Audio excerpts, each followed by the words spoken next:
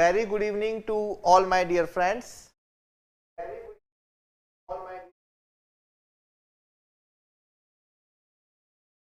Yes, very good evening Amjad, Kanhaiya, प्रांजल, माझी, साहू। भाई कितनी अलग कमेंट्स आ रहे हैं। Revant, Subodh, Ghulam, Prashant, Debjit Saha, everybody very very good evening to all my dear friends. कैसे हो आप लोग? I hope audio and video are perfectly fine. Video audio तो हो गया, कंफर्म हो गया। Okay, I hope they are going fine.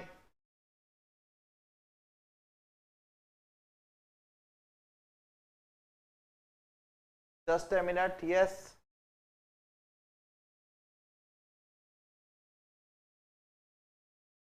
अच्छा, ऑल फाइन बट ठंड ज्यादा है। भाई मैं भी चंडीगढ़ से ले रहा हूँ क्लास, यहाँ से आज ठंड नहीं होगी। हाँ, ये मत बोल रहा था जम्मू से है, कश्मीर से है। Long time after meet you sir. Okay Ghulam, तो मैं इस बैच में पहले कोई सब्जेक्ट ले चुका हूं क्या? Satyajit, Satyanshu, sorry, good evening. Hrithik, Ladakh से है सर। अच्छा ठीक है, चलो भाई आप लोग ऊपर ही रहो, कोई दिक्कत नहीं है। किंगसुक, हाँ किंगसुक नाम मैंने सुना हुआ है पहले। NIT श्रीनगर। अच्छा मैकेनिक्स, हाँ भाई मैकेनिक्स तो मुझे लगता है इस साल में 2023 में 5-6 बैच को पढ़ा चुका हूं। ओके प्रदीप, ठीक है। चलो तो उसी का एक बड़ा भाई स्टार्ट करेंगे, स्ट्रक्चरल एनालिसिस। ठीक है, एक क्वेश्चन पहले मुझे बता दीजिए। अच्छा ये सेशन बस मैंने बातचीत करने के लिए रखा है, ठीक है। जो अगला सेशन होगा वहां से हम लोग पढ़ाई लिखाई की बातें चालू करेंगे। तो ये सेशन बस इंट्रोडक्शन है सब्जेक्ट का, मेरा इंट्रोडक्शन और आप लोगों का इंट्रोडक्शन, ठीक है।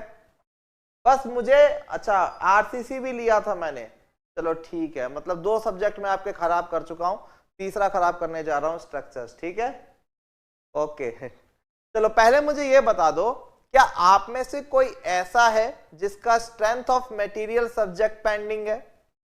आप में से कोई ऐसा है जिसका स्ट्रेंथ ऑफ मटेरियल पेंडिंग है या नहीं हुआ? गुड इवनिंग डियर अंकित। कितने लोग ऐसे हैं?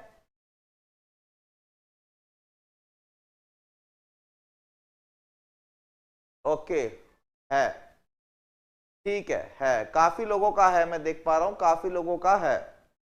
अच्छा, बैच लेट ज्वाइन किए होंगे या कोर्स लेट लिया होगा या थोड़ा लेट अवेयर हुए होंगे, ठीक है। चलिए कोई दिक्कत नहीं है, मैं आपको बता दूं, वैसे तो आप सबको पता है कि RCC पढ़ना हो, स्ट्रक्चर्स पढ़ना हो, तो ये सब्जेक्ट आपके सोम और मैकेनिक्स के बाद ही होने चाहिए। बट मैं अपना बेस्ट करूंगा सो डैट आप लोगों को कोई भी दिक्कत ना आए।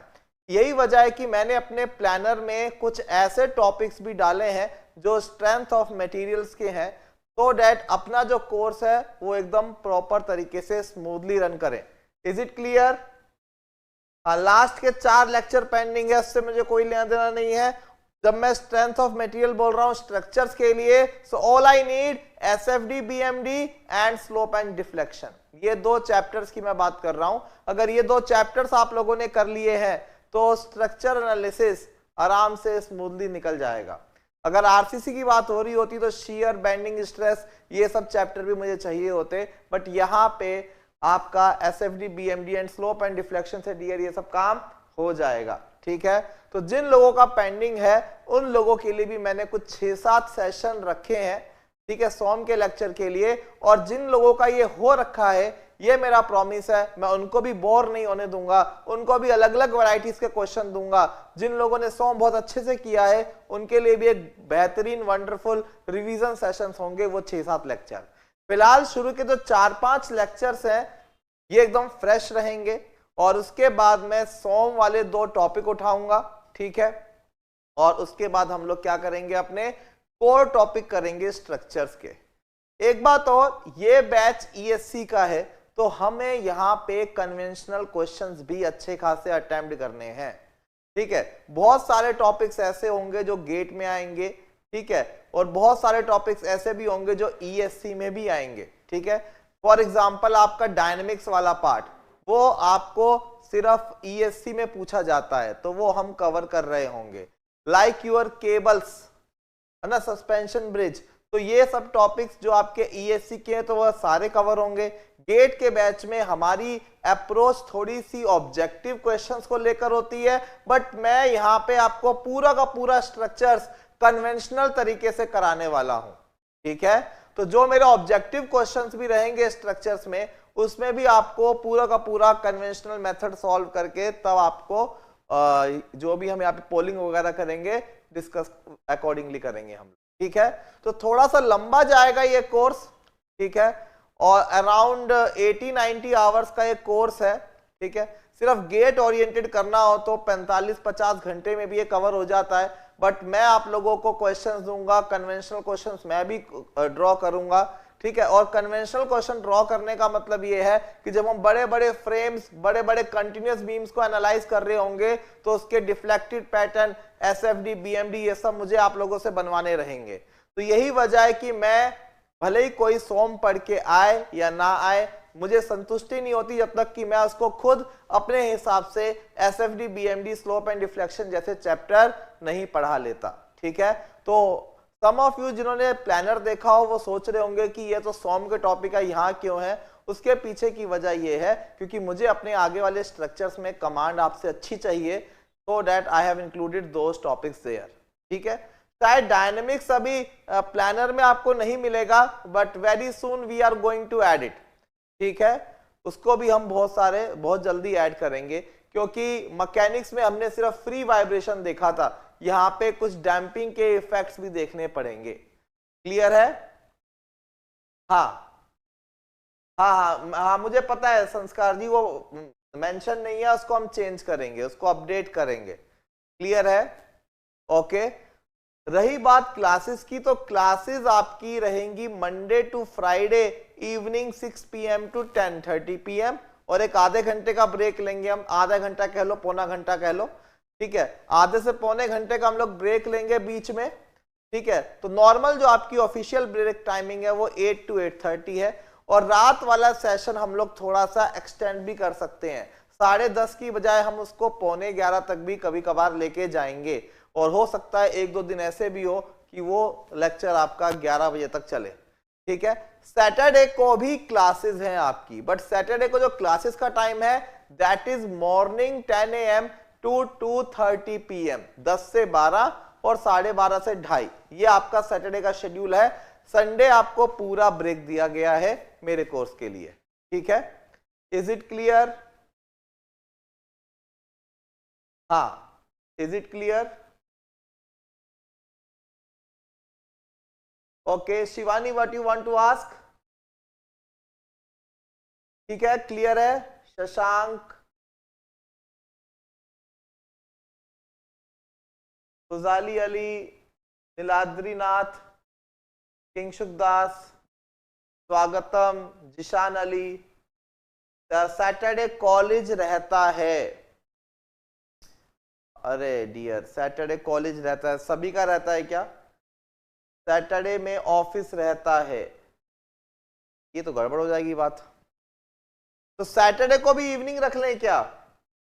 सैटरडे को अगर ऑफिस है तो उसको हम इवनिंग में रख लें। Good evening. अच्छा देखो, जितने भी डाउट्स वगैरह है ना इसी क्लास में हम डिस्कस करेंगे, क्योंकि जब एक बार हम लोग पढ़ना चालू कर देंगे तो मेरी एक आदत है कि मैं टेक्निकल के अलावा और कोई डाउट नहीं लूंगा, टॉपिक के अलावा डाउट नहीं लूंगा। या तो करंट टॉपिक का डाउट लूंगा या वो टॉपिक्स का डाउट लूंगा जो हो चुके होंगे तब तक, ठीक है। कोई अपकमिंग टॉपिक का डाउट नहीं और कोई टेक्निकल से दूसरा वाला डाउट नहीं। Is it clear to everyone? ठीक है। आई थिंक 3 सैटरडेज हैं जब आपकी मॉर्निंग क्लास हो रही है, 3 सैटरडेज हैं, तो या तो आप 3 दिन रिकॉर्डिंग वाला देखिए या let me talk with the management, मैं देखता हूं उसमें क्या हम सॉल्यूशन निकाल सकते हैं, ठीक है। मैं ये कर सकता हूं कि सैटरडे ऑफ करके संडे क्लास रख लूं मॉर्निंग में, दैट इज ऑल्सो डूएबल, ये कर सकते हैं।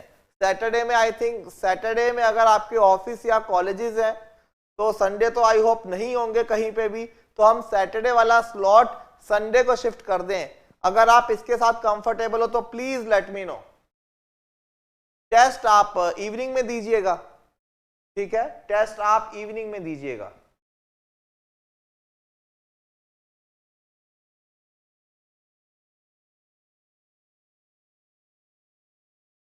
ठीक है,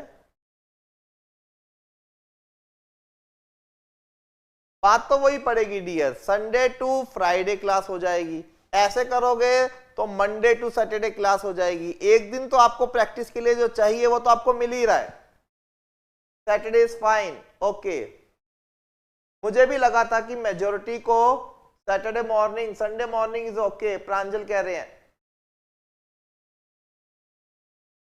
वो तो प्लानर में देख के पता चलेगा कि कौन कौन से दिन कौन कौन से टॉपिक आ रहे हैं। Sunday is fine, Sunday morning is fine, Sunday morning is fine, Saturday evening is fine. इस सैटरडे इवनिंग से अच्छा तो मुझे लगता है कि हमें भी एक दो शाम को चाहिए होती है पढ़ाने वालों को, ठीक है, तो फिर उस केस में Sunday morning I will prefer.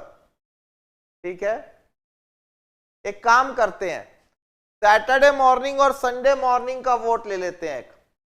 Saturday morning and Sunday morning का वोट ले लेते हैं, ठीक है। जो लोग सैटरडे मॉर्निंग के लिए कंफर्टेबल है वो थम्स अप करें, जो लोग संडे मॉर्निंग के लिए कंफर्टेबल है वो थम्स डाउन करेंगे। ठीक है, Saturday thumbs up, Sunday thumbs down. ठीक है, अरे वोट में कर दो, वोट में। देखो जो होगा फेयर कंपटीशन होगा, जिसमें लोग एग्री करेंगे वही रखेंगे। ठीक है, अरे यहां पे पोलिंग में करना है भाई, पोलिंग में करना है, पोलिंग में करना है। हाँ तो सैटरडे देखो मेजोरिटी है, और कमेंट बॉक्स में भी मैं देख रहा हूं मेजोरिटी है। ठीक है, चलो एक बार दोबारा कर लेते हैं, एक बार दोबारा कर लेते हैं।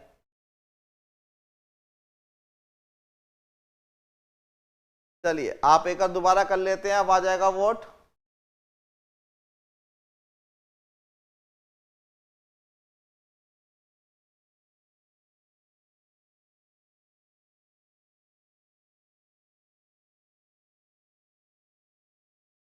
हाँ ये gate plus ESC batch combined है, और मेरा पढ़ाने का तरीका पूरा ईएससी वाला रहेगा। मतलब ईच एंड एवरी क्वेश्चन को हम कन्वेंशनल मैनर से यहां पे सॉल्व करेंगे डियर, ओके। हाँ अब तो और ज्यादा मार्जिन से आ गया। अब अगला वोट, अगला वोट सैटरडे मॉर्निंग या सैटरडे इवनिंग। ठीक है, सैटरडे मॉर्निंग स्लॉट या सैटरडे इवनिंग स्लॉट। अगला वोट जो है Saturday morning thumbs up, Saturday evening thumbs down. Saturday morning thumbs up, Saturday evening thumbs down.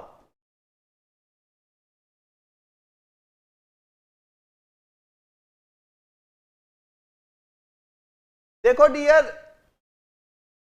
Gate plus ESE में ESE superset, civil के अंदर मैं बात कर रहा हूं, सिविल इंजीनियरिंग में ईएससी का सिलेबस ज्यादा है डियर।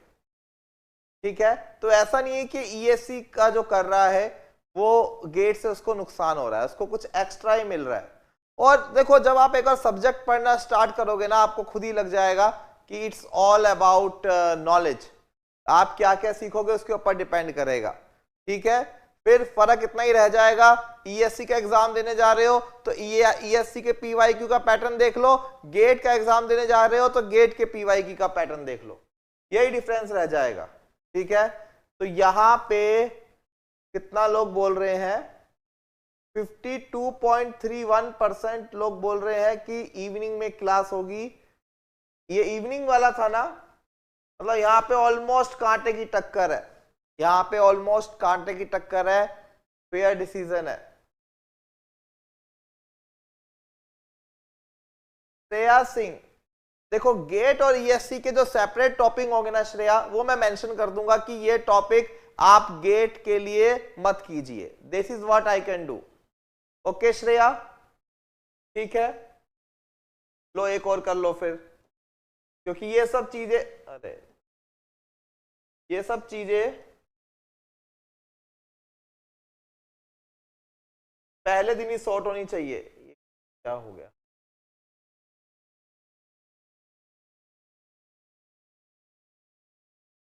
फिर से Saturday morning thumbs up, Saturday evening thumbs down.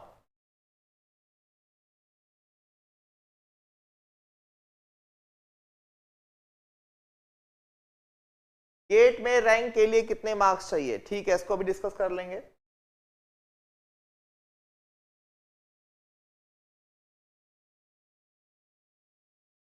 Saturday morning thumbs up, Saturday evening thumbs down.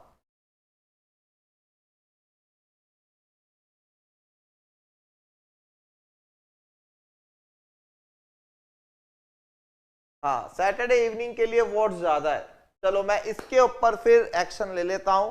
ठीक है, एक बार मैं टीम से बात करके सैटरडे इवनिंग के लिए बोल देता हूं। ठीक है, हाँ रिकॉर्डेड में आपको सब मिलेगा। मतलब ऐसा नहीं है कि जो सैटरडे मॉर्निंग लेक्चर हो गया वो आपका मिस हो गया। You guys can always watch the same in recording. आप उसको रिकॉर्डिंग में भी देख सकते हो। ठीक है, ऑलमोस्ट फाइट बराबर बराबर है, इवनिंग की तरफ थोड़ा रुझान ज्यादा है। तो चलिए मैं इसके लिए बात कर लेता हूं। अगर ये इजीली चेंज हो जाता है तो we will keep the sessions in evening even on Saturdays. Okay, ठीक है, चलो देख लेते हैं विराट।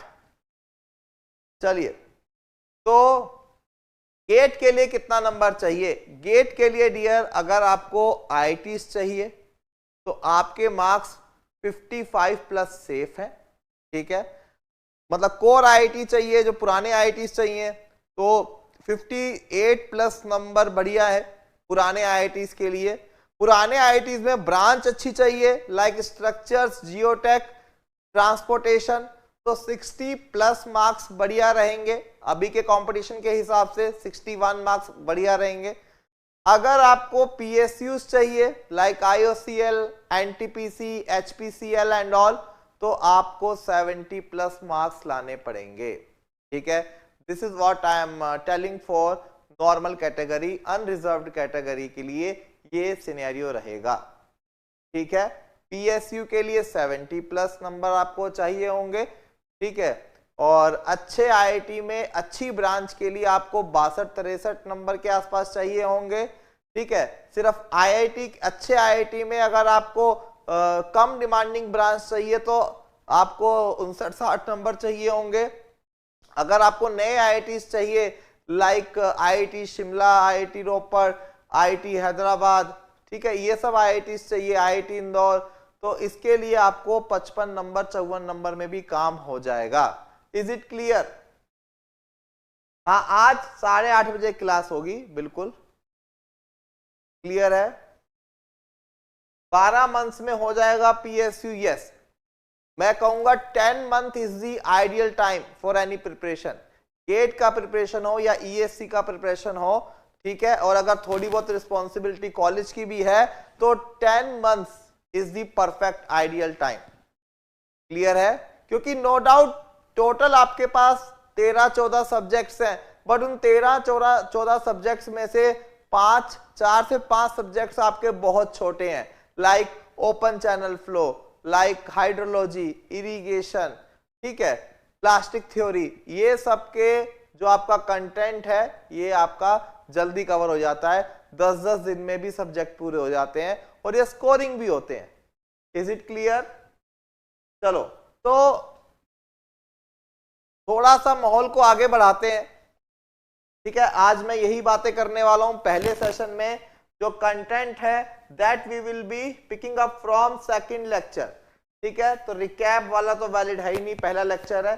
आज मैं आपको बताऊंगा कि स्ट्रक्चरल एनालिसिस में हमें करना क्या है। ठीक है, फिर सिलेबस क्या है जो हम यहां पढ़ेंगे, और फिर उसके बाद वेटेज कि क्या वेटेज इसका गेट में रहेगा और क्या वेटेज इसका ईएससी में रहेगा। तो इन सब के बारे में बात करेंगे इस सेशन में। क्लियर है? ईएससी के लिए कितना टाइम देना होगा डेली? देखो, टाइम का पर्सन टू पर्सन वेरी करता है। कि आप कि क्या एब्जॉर्बिंग कैपेसिटी है, आप कितनी जल्दी चीजों को ग्रैस्प करते हो। ठीक है, सबका अपना अलग अलग स्टाइल होता है परफॉर्म करने का। ठीक है, जैसे मान लीजिए कि आपको जीतने के लिए 40 रन चाहिए, 2 बैट्समैन गए, एक बैट्समैन वो 40 रन 30 गेंदों में भी बना लेता है और दूसरा बैट्समैन वो 40 रन 40 गेंदों में भी बनाता है। अगर बॉलिंग का नंबर ऑफ बॉल्स का क्राइटेरिया नहीं है तो आपको मतलब है सिर्फ 40 रन से। ठीक है, ठीक उसी तरीके से जिस बैच को, जिस ईयर को आप टारगेट कर रहे हो, वहां पे ऐसा नहीं है कि कुछ 2020 चल रहा है या आपका वनडे मैच चल रहा है।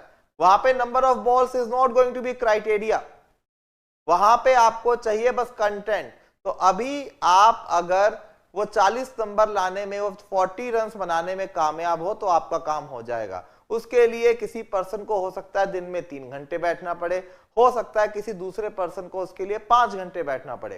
ये सबके अपने अपने स्टाइल के ऊपर होता है कि कितना आपको पर डे करना है।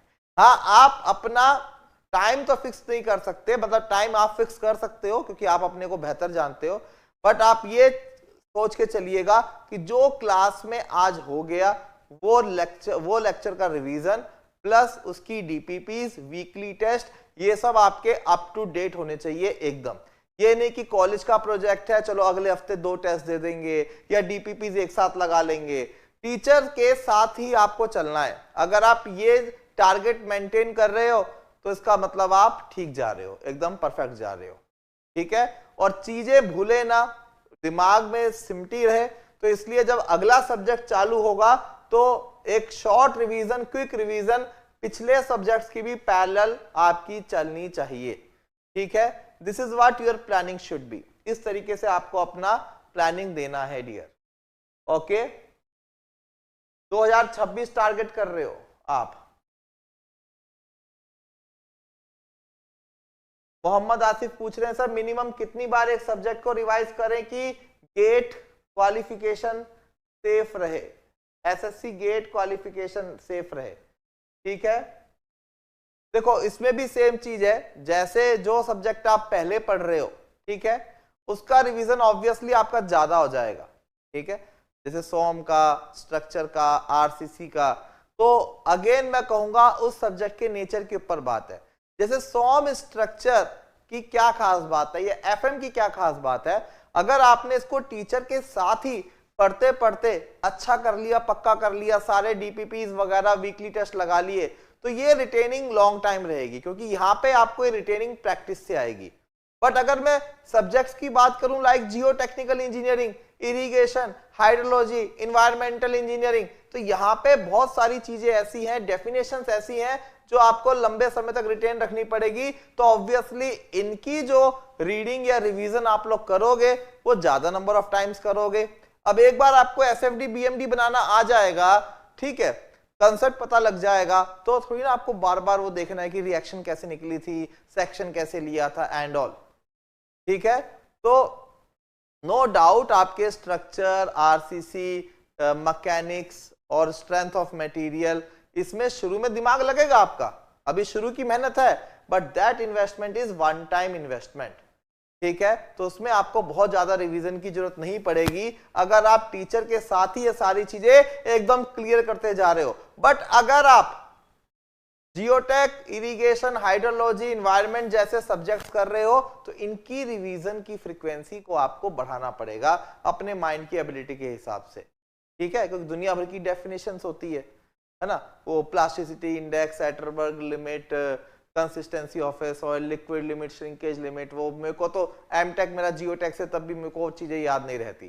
ठीक है, तो वो आपको क्या कहते हैं जल्दी जल्दी देखना पड़ेगा। Is it clear? अभी क्लास 8 बजे तक की है, जब भी हमारा डिस्कशन खत्म हो जाएगा क्लास खत्म हो जाएगी, बट अगली क्लास जो आपकी रहेगी फ्रॉम 8:30 या रिमेनिंग क्लासेस जो अपकमिंग क्लासेस होंगी वो आपकी पूरी 2-2 घंटे की रहेंगी। ठीक है, ठीक है, जॉब लगेगी, पक्का लगेगी। ठीक है, ये बोलते हैं हम लोग कि जॉब के लिए कंपटीशन ज्यादा है एंड ऑल। ठीक है, मैं थोड़ा बहुत कनेक्टेड रहता हूं इंडस्ट्री से, बच्चों से, तो मुझे पता है आज भी जो एम्प्लॉयर है वो तरस रहे हैं बच्चों के लिए कि उनको up to the mark student नहीं मिल रहे, चाहे वो प्राइवेट सेगमेंट हो, कोई भी सेगमेंट हो, टीचिंग सेगमेंट हो। ठीक है, हम लोग भी देखते रहते हैं लॉट ऑफ एसएमईज, कोई कंपनीज के कॉन्ट्रैक्ट्स जिनको लोग चाहिए होते हैं, बट उनकी कुछ रिक्वायरमेंट्स होती है, वो रिक्वायरमेंट बच्चे आजकल मीट ही नहीं कर पा रहे हैं।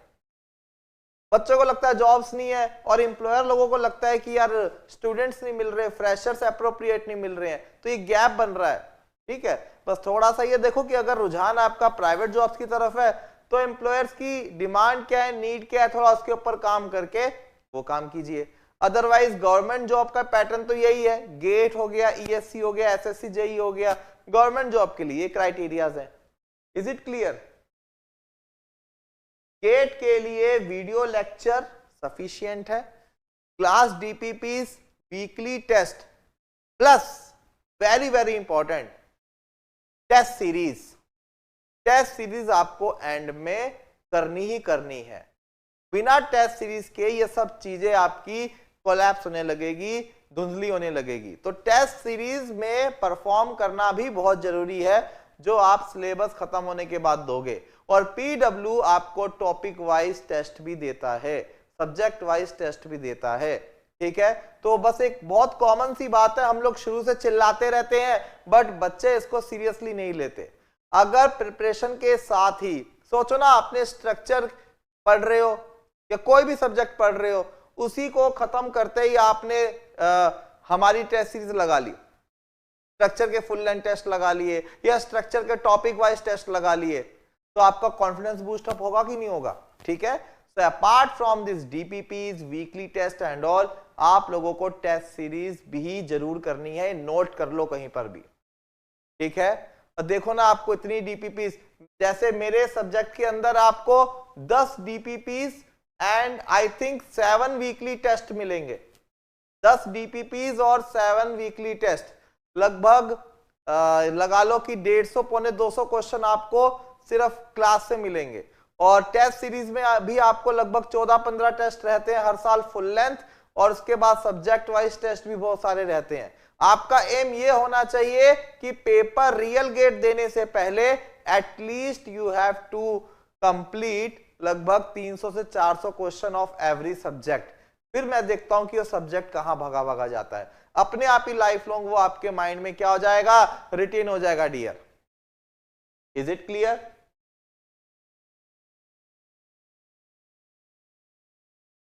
दुबई की कंस्ट्रक्शन कंपनी, चलो इस पे तो डियर कभी सेशन लेंगे, गेट पर जॉब्स देती है क्या? कई सारे इंटरनेशनल कॉलेजेस हैं लाइक सिंगापुर एंड ऑल, वो आपको इंटर्नशिप वगैरह देते हैं गेट के स्कोर पे, बट मैं इसके लिए श्योर नहीं हूँ, कंस्ट्रक्शन कंपनी के लिए श्योर नहीं हूँ। बट हाँ, अगर आपका इंटरव्यू इंडिया में है और आपके रेज्यूमे में गेट क्वालिफाई लिखा हुआ है, तो आप भीड़ से वैसे ही अलग हो गए हो। कोई भी गेट और ईएससी ये नहीं कि आपको गवर्नमेंट जॉब या मास्टर्स के लिए चाहिए। अगर आप किसी अच्छी फर्म में भी इंटरव्यू देने जाते हो तो और आपके सीवी में गेट क्वालिफाई है, वो भी एक अच्छी रैंक से, तो डियर आप लोग भीड़ से वैसे ही अलग हो जाओगे। Is it clear?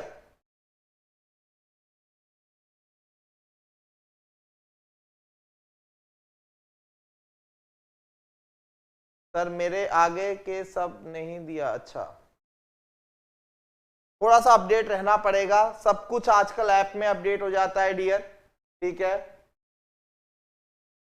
Semester exam नहीं आता यार, अगर आप ढंग से देखोगे ना, बहुत सारा टाइम ऐसा है दिन में आप 4-4.5 घंटे से ज्यादा वेस्ट कर रहे हो। क्या वो 4-4.5 घंटे आप अगले 1 साल पीडब्ल्यू को नहीं दे सकते हो, हम लोगों को नहीं दे सकते हो? एक्चुअली वो आप खुद को ही दे रहे हो। बस ये है कि रिफ्रेशमेंट वाला टाइम जो आपका है वो कम हो जाएगा, दैट आई एग्री कि रिफ्रेशमेंट वाला टाइम आपका कम हो जाएगा, बट वही है कि कुछ पाना है तो कहीं ना कहीं सैक्रिफाइस करना पड़ेगा। अभी 1 साल करना पड़ेगा, अभी नहीं किया तो फिर बाद में लंबे टाइम तक करना पड़ेगा। ओके, डीपीपीज डियर मैं सारी डिजाइन कर चुका हूं, और डीपीपीज मैंने हल्की भी रखी है, to be very frank. DPPs मैंने जो, क्योंकि देखो लेक्चर खत्म होने के बाद ही जब आप उसको करते हो ना, तो बहुत ज्यादा रिटेनिंग नहीं होती है, तो उसको रिटेन करने के लिए मैंने इनिशियल लेवल के क्वेश्चन इजी रखे हैं। वीकली टेस्ट में आपको मजा आएगा, और टेस्ट सीरीज के क्वेश्चंस भी डियर हम लोग फैकल्टी डिजाइन करते हैं, उसमें आपको रियल टेस्ट किया जाएगा। इसलिए टेस्ट सीरीज को मैं मस्ट बोलता हूं along with DPPs and weekly test. ठीक है, क्लियर है? नहीं, स्टार्ट अभी थोड़ा बहुत तो बताऊंगा, थोड़ा बहुत तो डियर बताऊंगा, जैसे स्ट्रक्चरल एनालिसिस का इंट्रोडक्शन, सिलेबस, वेटेज, ये सब जनरल बातें होंगी। ठीक है, बट जो भी आपके ये सब डाउट्स है ये आज ही लिए जाएंगे। ठीक है, हाँ टफ की दिक्कत मत लीजिए डियर, टफ भी देंगे। ठीक है, तो मैंने कहा चलो आप लोगों से थोड़ा सा इंटरेक्शन कर दूं। हाँ, गेट के नोट से ए भी हो जाएगा। देखो जो बैच में आप एनरोल है ना, ये सुपर सेट है। अब आपको करना क्या है, ईएससी का पेपर देने जाना है, थोड़ा उस पैटर्न के हिसाब से क्वेश्चंस पीवाईक्यू लगा के चले जाओ, आपको पता चल जाएगा कि टाइप क्या है। ठीक है, गेट को करना है, गेट हो जाएगा। इनफैक्ट जेई भी करना है। ठीक है, टेक्निकल जेई का, नॉन टेक्निकल की बात नहीं कर रहा मैं। तो जेई का भी अगर आप पीवाईक्यूज वगैरह लगाते हो, पैटर्न देखते हो, तो आपको तो वो केक वॉक लगेगा। बट हाँ, जेई की प्रिपरेशन के लिए आपकी स्पीड थोड़ी सी ज्यादा होनी चाहिए। सिमिलरली ईएससी कन्वेंशनल में भी आपकी राइटिंग स्पीड ज्यादा होनी चाहिए। और वो कब होगी ज्यादा, जब आपने बहुत ज्यादा नंबर ऑफ क्वेश्चंस को प्रैक्टिस किया हुआ होगा। क्लियर है? टेस्ट सीरीज कब देना है भाई? अगर टेस्ट सीरीज इस साल का नहीं आया तो पिछले साल का लेकर सब्जेक्ट खत्म होती दो, वरना नया टेस्ट सीरीज तो मई जून तक आ जाएगा, तब से देना स्टार्ट करो। सब्जेक्ट वाइज, टॉपिक वाइज सारे टेस्ट आपको देने हैं। ठीक है, क्लियर है? चलो ये देखो सनी ने जो क्वेश्चन पूछा कि गेट का तैयारी करना ठीक है या अपनी सॉफ्ट स्किल डेवलप करना, प्राइवेट की तैयारी, देखो दोनों के अपने अपने प्रोज एंड कॉन्स है। इसके ऊपर डिबेट लंबी हो जाएगी। बहुत बार मेरे से लोग क्वेश्चन पूछते हैं, मैं सही बताऊं मैं किसी को फेवर नहीं करता। ठीक है, मैं प्राइवेट के सपोर्ट में भी हूं और मैं गवर्नमेंट के सपोर्ट में भी। इनफैक्ट मैं खुद 2 साल प्राइवेट जॉब भी करके आया हूं। I used to work for WS Atkins in Bangalore. थोड़ा सा मैं अपना ब्रीफ इंट्रोडक्शन दे देता हूं। मेरा नाम ऐश्वर्य शर्मा है। ठीक है, मैं 2007 से 2011 बीटेक पास आउट हूं जामिया कॉलेज से, दिल्ली ओखला। फिर 11 से 13 मैं IIT दिल्ली से मास्टर्स हूं जियो टेक्निकल इंजीनियरिंग में। ठीक है, 13 से 15 मैंने जॉब किया along with part time teaching. ठीक है, बैंगलोर में। और 15 से लेकर अभी तक till date I have been into full time teaching. ठीक है, 4 बार मैंने गेट दिया है, 4 बार क्वालिफाई किया है। ठीक है, with my best EIR 226।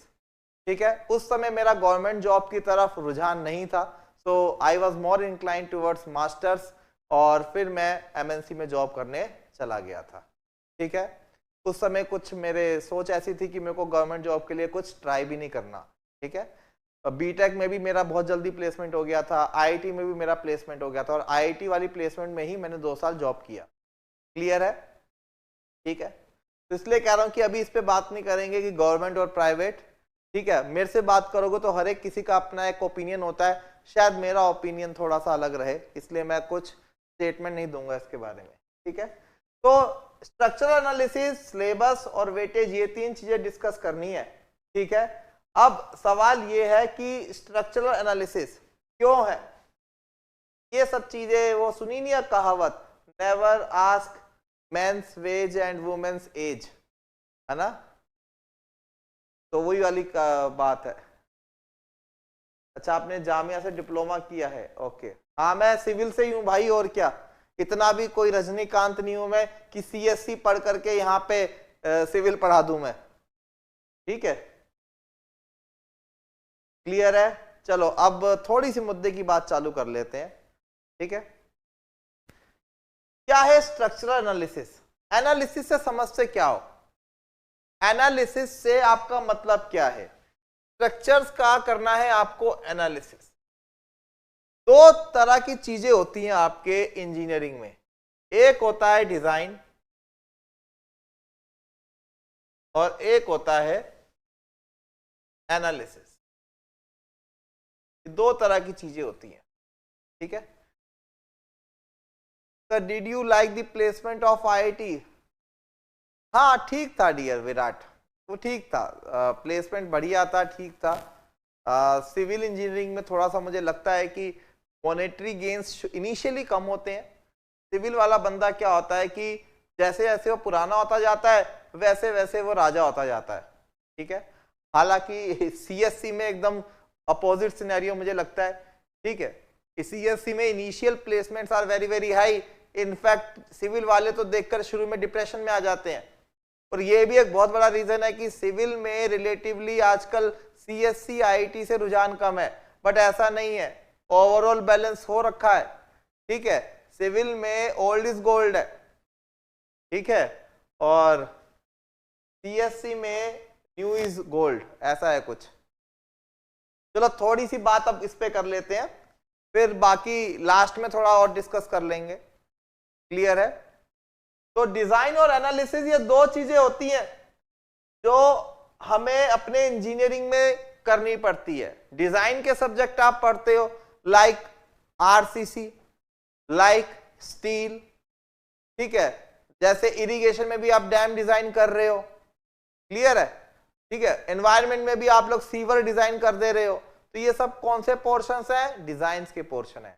Analyse होता है उसको समझना, रीड करना, उसको टटोलना, उसके बारे में जानना, ठीक है। जैसे फॉर एग्जांपल मैं एक बीम डिजाइन करना चाहता हूं, मैं मान लीजिए एक बीम डिजाइन करना चाहता हूं, तो डिजाइनिंग मान लीजिए मैं आरसीसी बीम डिजाइन करना चाहता हूं, ये आरसीसी का बीम है।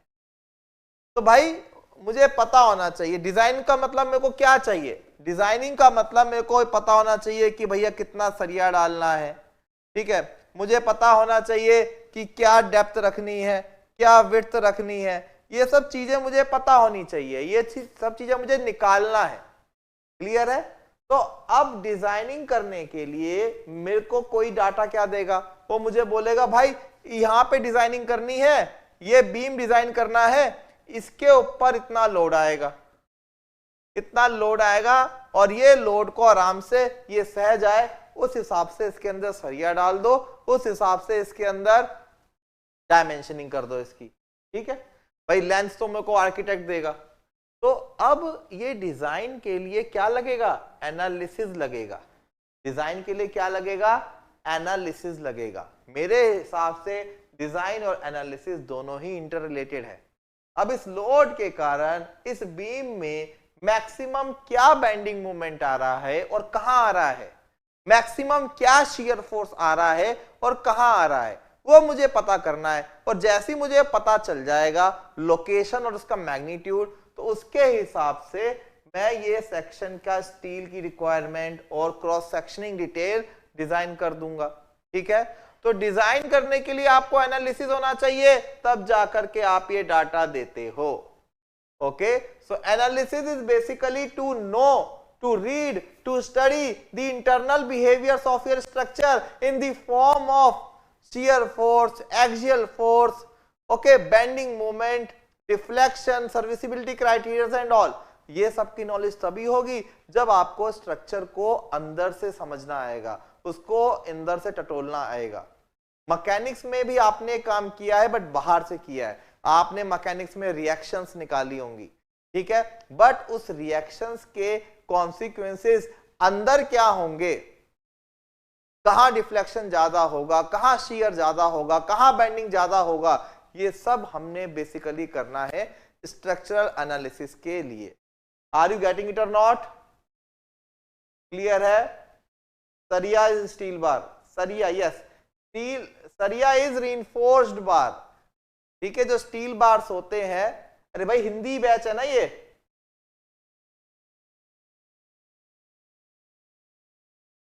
ओके ठीक है। अरे भाई इसमें भी अलग अलग जगह से हो क्या? इंग्लिश बैच है ना, सरिया कॉमन नहीं है क्या? पता नहीं। सरिया इज स्टील बार, अच्छा अच्छा ठीक है जी ललित जी, ओके। तो फिर आप पूछ लिया कीजिए, इन केस में कमेंट नहीं भी देख पाया तो कोई ना कोई रिप्लाई कर देगा, ओके।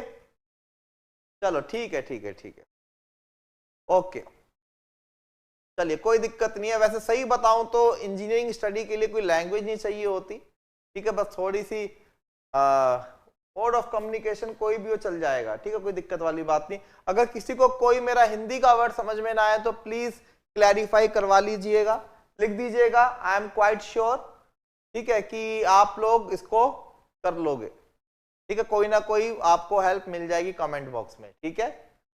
ठीक है, अंग्रेजी भी चलो थोड़ी बहुत बोल लेता हूं, वैसे तो यूज कर लिया करूंगा, do not worry for that, ठीक है, ठीक है डियर, ठीक है। चलो, वैसे मेरे को इस बैच की गाइडलाइंस ये मिली है कि mode of communication will be Hindi and notes will be shared in English, okay, but not an issue, okay. I will try to repeat the important points in dual language, है ना, दोनों ही language में हम उसको रिपीट कर लेंगे, ठीक है। तो व्हाट आई वांट टू से कि एनालिसिस के अंदर क्या होता है, आप अंदर से चीजों को देखते हो। अब ये एनालिसिस आपको करना है। अब ये एनालिसिस करने के लिए जो आपको टूल्स चाहिए वो टूल्स आपको प्रोवाइड करता है कौन? Structural analysis. कुछ हद तक एक्सियली लोडेड मेंबर्स को एनालाइज करना है तो आपको फॉर्म में भी कुछ पोर्शन इसके क्या करने पड़ेंगे, एनालाइज करने पड़ेंगे, ठीक है। और बीम डिजाइन से पहले जो आप कंक्रीट भी डिजाइन करने से पहले आप आरसीसी का भी, आरसीसी में भी एनालिसिस करोगे। जैसे आपने पढ़ा होगा analysis of singly reinforced beam, analysis of doubly reinforced beam and all, ठीक है। तो एनालिसिस स्ट्रक्चर में भी होता है, सॉम में भी होता है, आरसीसी में भी होता है और स्टील में भी होता है। और अगर मैं डिजाइन की बात करूं तो डिजाइन आपका आरसीसी और स्टील है, और सॉम और स्ट्रक्चर्स आपका कंप्लीटली क्या है, they are for analysis. Clear है? क्लियर है? आईआईटी में इंटरव्यू का कोई लैंग्वेज बैरियर नहीं है, ठीक है। इनफैक्ट टेक्निकल जॉब के लिए भी आप इंटरव्यू दे रहे हो तो कोई लैंग्वेज बैरियर नहीं है, ठीक है। जितनी भी बड़ी बड़ी कंपनीज है, बार्क हो गई, इजरो हो गई, ठीक है, आईओसीएल हो गई, एनटीपीसी हो गई, इसमें लैंग्वेज का 0% भी योगदान नहीं होता। मैं आपको बताऊं, अगर आपको लग रहा है कि आप इंग्लिश बोल के इनको इंप्रेस करोगे, उनका काम ही नहीं आपसे इंग्लिश बुलवाना। इंग्लिश बोलने के लिए तो उनके पास एक से एक एमबीए वाले बैठे हुए हैं, ठीक है। जब वो बोल नहीं पाएंगे तो हम समझ भी नहीं पाएंगे, ठीक है। हमारा काम है अपना इंटेलेक्ट, अपना एप्टीट्यूड यूज करके उनके लिए काम करना, सॉल्यूशंस ढूंढना, ठीक है। नहीं देखो, मैंने खुद एमएनसी में, इंग्लैंड की कंपनी में काम किया है, ठीक है, यूके की कंपनी में काम किया है 2 साल। सिर्फ जब फॉरेन कस्टमर से डील करनी होती थी तभी आपको इंग्लिश लैंग्वेज यूज करनी पड़ती है, और वो भी आपकी मर्जी है। मेन काम है जो काम आपको समझाया जा रहा है आप वो करके दो। Obviously if you want to go abroad and work for their company then obviously you will be needing English, ठीक है। वो तो अपने इंडिया में भी है। I am in Chandigarh and if somebody wants to work in Punjab तो 10th क्लास तक का उनको पंजाबी चाहिए, है ना। हो सकता है कि ये अलग अलग स्टेट्स में नियम हो, सबके में हो। मुझे जैसे यहाँ का अवेयर है तो यहाँ जिसके पास 10th में पंजाबी है तो उसी को, क्योंकि लोकल लैंग्वेज में काम होता है तो उसके लिए तो चाहिए होगा, ठीक है। चलिए, वो कुछ देखो, थोड़ा सा इंटरव्यूअर की लैंग्वेज भी समझनी चाहिए ना कि कम्युनिकेशन हो जाए, ठीक है। वरना आप बोलो कि मेरे को इसी लैंग्वेज में कंफर्ट है तो वो कोई ना कोई अरेंजमेंट करेंगे, they will call some interpreter and all, okay. तो मैं आपको बता रहा था कि स्ट्रक्चरल एनालिसिस और स्ट्रेंथ ऑफ मटेरियल में हमें सिर्फ ओनली एनालाइज करना है चीजों को। आरसीसी और स्टील में हम लोग एनालाइज भी करते हैं और डिजाइन भी करते हैं, ठीक है। आपने आरसीसी स्टील में देखा होगा एनालिसिस, फिर डिजाइन वाले portion, column analysis, column design, beam analysis, beam design and all. Is it clear? तो ये है डियर इसके अंदर, ठीक है। अब बात ये है कि आप स्ट्रक्चरल एनालिसिस में कौन सा एनालिसिस करते हो, ठीक है। एक काम करता हूं, मैं आपके सामने कुछ स्ट्रक्चर्स बनाता हूं, ठीक है। ये मेरे पास एक स्ट्रक्चर है, या ये मेरे पास एक स्ट्रक्चर है,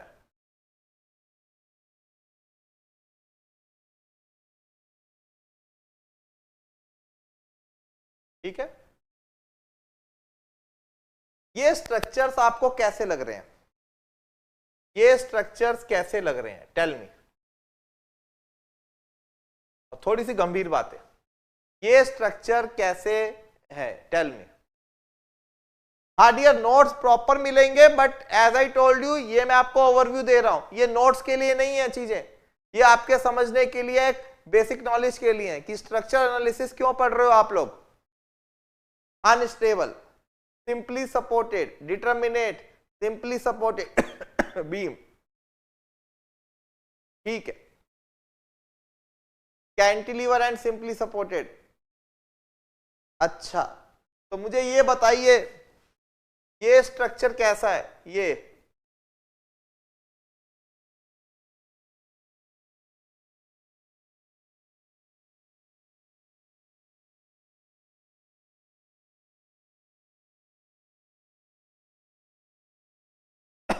स्ट्रक्चर कैसा है?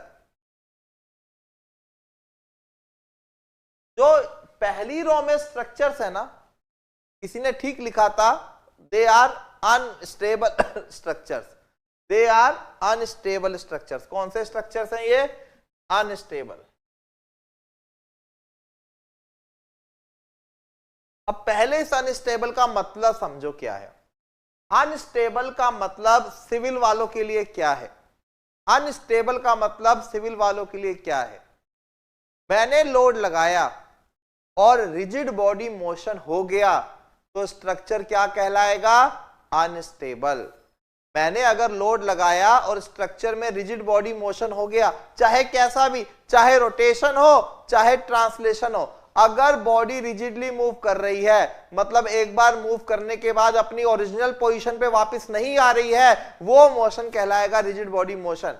अगर मैं यहां पे कोई फोर्स लगाऊंगा then it is going to rotate, अगर मैं इंक्लाइंड फोर्स लगाऊंगा then it is going to go in the right direction, it is going to accelerate, so they will not be coming back to its original position। और ये motion होते हुए इन members के अंदर कोई तनाव, कोई स्ट्रेसेस, कोई स्ट्रेन डेवलप नहीं होते। जब कोई स्ट्रेन डेवलप नहीं होता तो इसका मतलब है इनकी ओरिजिनल डायमेंशंस इंटैक्ट रहते हैं, and it means they are going to show the rigid body motion without any internal stresses and strain. If a object is moving or rotating, then such a motion is known as unstable, such a motion is known as rigid body motion, and as a civil engineering we can say for us rigid body motion is unstable। भाई obvious सी बात है, आप ऐसी कोई foundation नहीं बनाओगे कि कल को भूचाल आ जाए या हवा चल जाए तो आपकी बिल्डिंग चलने लग जाए, isn't it? आप ऐसा कोई भी बीम तैयार नहीं करोगे, छज्जा, कैंटिलीवर तैयार नहीं करोगे कि लोड लगे वो टूट के गोल गोल घूमने लग जाए। आर यू गेटिंग इट और नॉट? नोट्स की रुक जाओ, बात अगली क्लास से करेंगे कि नोट्स कैसे बनाना है, ठीक है। अभी सब्जेक्ट का एक ओवरव्यू ले लो कि सब्जेक्ट क्या चाह रहा है आप लोगों से, ठीक है। तो row number 1 structures are unstable structures, tell me yes और no everybody. Row number 1 structures are unstable structures, ठीक है। अब भाई मेरे लिए कोई चीज मूव कर रही है तो वो मेरे लिए बेकार है। हो सकता है एक मैकेनिकल वाले के लिए कोई चीज रुकी हुई है तो उसके लिए वो बेकार है ना। हमारे लिए चलती हुई चीजें अनस्टेबल है और मैकेनिकल वालों के लिए रुकी हुई चीजें अनस्टेबल हो सकती है। क्या मतलब है इस बात का कि उन्होंने गाड़ी बनाई वो चल ही नहीं रही है? क्या मतलब है इस बात का कि उन्होंने रोबोट बनाया चल नहीं रहा है? तो ये अनस्टेबल टर्म रिलेटिव है। मैं सिविल इंजीनियर हूं तो मैं चीजों को रोक के रखना चाहूंगा, उसको स्टैटिक कंडीशन में रखूंगा, उसमें नेट फोर्स या मोशन डेवलप होने नहीं दूंगा, तभी मुझे मेरे प्रोजेक्ट किए का पैसा मिलेगा, है ना। सिमिलरली अगर कोई मेरा दोस्त मैकेनिकल इंजीनियर है तो दोनों ही सदाबहार ब्रांचेज हैं, ठीक है। मेरे दोस्त को पैसा तब मिलेगा जब उसकी बनाई हुई गाड़ी एक्सेलरेट करे, रिजिडली मोशन दे, घूमे, टॉर्क दे, मोटर बनाए, शाफ्ट घूमे, okay. So they are working on the movement and here we are working on the stoppage, statics। भाई ब्रिज बनाया है, नहीं गिरना चाहिए, डैम बनाया है, नहीं गिरना चाहिए, बिल्डिंग बनाई है, नहीं गिरनी चाहिए। We are not expecting any kind of rigid body motion in our structure, tell me agreed or not। So for us row number 1 structures are unstable structures. And why they are unstable? Because they can show us rigid body deformations. Is it clear? Tell me. Book कितने page का लगेगा? Book लगा लो कम से कम 400 450 page का, ठीक है, इतना लगा लो, ठीक है। अब आ जाओ इस वाले स्ट्रक्चर में। ये स्ट्रक्चर वो है जिनमें जब आपने लोड लगाया, अब ये हरकत करेंगे, आपने इनमें लोड लगाया तो ये रिजिड तो मूव नहीं करेंगे, they can show you elastic deformation, they can show you elastic deformation, they can show you elastic deformation। शब्द समझना, इलास्टिक डिफॉर्मेशन का मतलब होता क्या है। इलास्टिक का मतलब क्या होता है भाई? जब तक लोड लगाया वो स्ट्रेच है, लोड हटाया, again they are going to come back to their original position after the removal of load. If geometry of the section is regained, it means it is elastic। ठीक है भाई, आपने यहां पे लोड लगाया, ये मैं ये नहीं कह रहा मोशन नहीं होगा, यहां पे डिफ्लेक्शन आएगा, यहां पे डेल्टा आएगा, पर जैसे ही लोड हटा दोगे again it will come back to its original position. जैसे ही लोड लगाया ये डिफॉर्म हो रहा है, बट ये टूट के नहीं गिर रहा, और जैसे ही मैंने लोड हटाया again it will come back to its original position. It is elastic, ठीक है। तो सिविल इंजीनियरिंग के लिए स्टेबल स्ट्रक्चर्स वो होते हैं जिनका डिफॉर्मेशन पैटर्न इलास्टिक होता है। लोड हटाने के बाद अगर कोई चीज अपनी ओरिजिनल पोजीशन पे कम बैक कर रही है, it means it is elastic. Elastic deformations are allowed, आप उसको कम कर सकते हो, जीरो नहीं कर सकते। जिस भी छत पे मैं अभी खड़ा हूं या आप जहां बैठे हो, ठीक है, जिस भी ब्रिज पे आप चल रहे हो, तो ऐसा नहीं है कि आपके चलने से, गाड़ियां जाने से उसमें कोई डिफॉर्मेशन हो नहीं रहा, बट गाड़ी पास होने के बाद वो ब्रिज अपनी ओरिजिनल पोजीशन पे वापस आ रहा है। That is what is known as elastic deformation. Clear है? तो ये वाले जो स्ट्रक्चर है ना, ये आप पढ़ के आए हो, ये आप पढ़ के आए हो, ये स्टेबल है, ये आप स्ट्रेंथ ऑफ मटेरियल में पढ़ के आए हो, मैं भी इनको पढ़ाऊंगा। और ऐसे स्ट्रक्चर्स को बोलते हैं हम लोग, कौन से structures? They are stable structures, they are stable structures. भाई यहां पे लोड लग रहा है, इसका आपने बीएमडी बना रखा है, इसका आपने एसएफडी बना रखा है, इसमें आपने डिफ्लेक्शन भी निकाल रखी है। यहां पे लोड लग रहा है तो इसका बीएमडी, एसएफडी, एएफडी, डिफ्लेक्शन सब आप लोग निकाल के आए हो। PL3/3EI, वर्टिकल के कारण WL3/48EI, bending moment diagram triangle बनेगा, यहां पे भी ट्रायंगल बनेगा, डिफ्लेक्टेड पैटर्न आपको मैंने बता ही दिया, शियर फोर्स डायग्राम यहाँ पे कांस्टेंट बनेगा। तो ये सब आप काम सॉम में करके आए हो, नहीं भी करके आए तो कोई दिक्कत नहीं, हमें दोबारा करना है, हमें अपनी एप्लीकेशन के हिसाब से करना है। So they are determinate structure and stable structures. What is determinate structure? ये determinate भी है stable के साथ साथ। So let me write here stable and determinate. Determinate का मतलब होता है जिसको आप आराम से सॉल्व कर ले गए, आपको कोई बहुत ज्यादा मशक्कत नहीं करनी पड़ी, आपने बहुत इजीली इसके रिएक्शन निकाल दिए, शियर फोर्स की इक्वेशन लिख दी एंड बेंडिंग मोमेंट की इक्वेशन लिख दी एंड ऑल।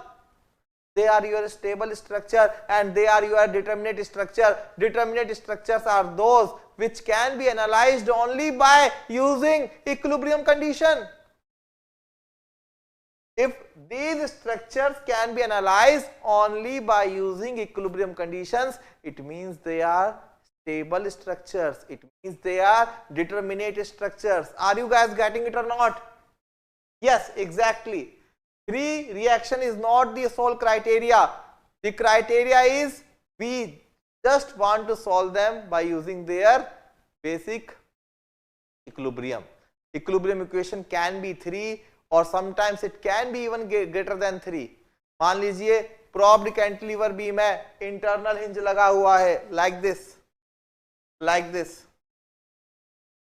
यहाँ पे 4 रिएक्शन है, बट यहाँ पे अगर मैं कोई हिंज लगा दूं so it can also be solved. So it is also determinate structure. This is also determinate structure. इसका डिफ्लेक्टेड पैटर्न कैसा बनेगा? इसका डिफ्लेक्टेड पैटर्न कुछ ऐसा बनेगा अगर आप यहां पे कोई भी लोड लगाते हो मेरे दोस्त। क्लियर है? But thing is whenever you are going to remove this load, they are going to come back to its original position. Yes, if number of unknown is equal to number of known, such a condition is known as statically determinate condition. If number of unknown is equal to number of known condition, then such a condition is known as statically determinate condition. Are you getting it or not? Okay. और ये काम आप बहुत बढ़िया तरीके से करके आए हो स्ट्रेंथ ऑफ मटेरियल में। ठीक है, ये पढ़ना नहीं है, अनस्टेबल है, ये पढ़ चुके हो, तो अब क्या करने आए हो? अब क्या करने आए हो? Tell me. अब कौन से स्ट्रक्चर सॉल्व करने हैं आपको? अनस्टेबल तो करना ही नहीं है हमें, सिविल वाले हैं भाई, नहीं करेंगे अनस्टेबल। क्या कर मतलब है? स्टेबल स्टेबल फॉर्म में कर चुके हो। ठीक है, कौन से कर चुके हो? स्टेबल एंड डिटरमिनेट कहां कर चुके हो? ये सॉम में पढ़ चुके हो। तो मेरी क्या जरूरत? Yes, indeterminate. Very good. अब हमें इनडिटरमिनेट स्ट्रक्चर सॉल्व करने। Indeterminate structures may be like,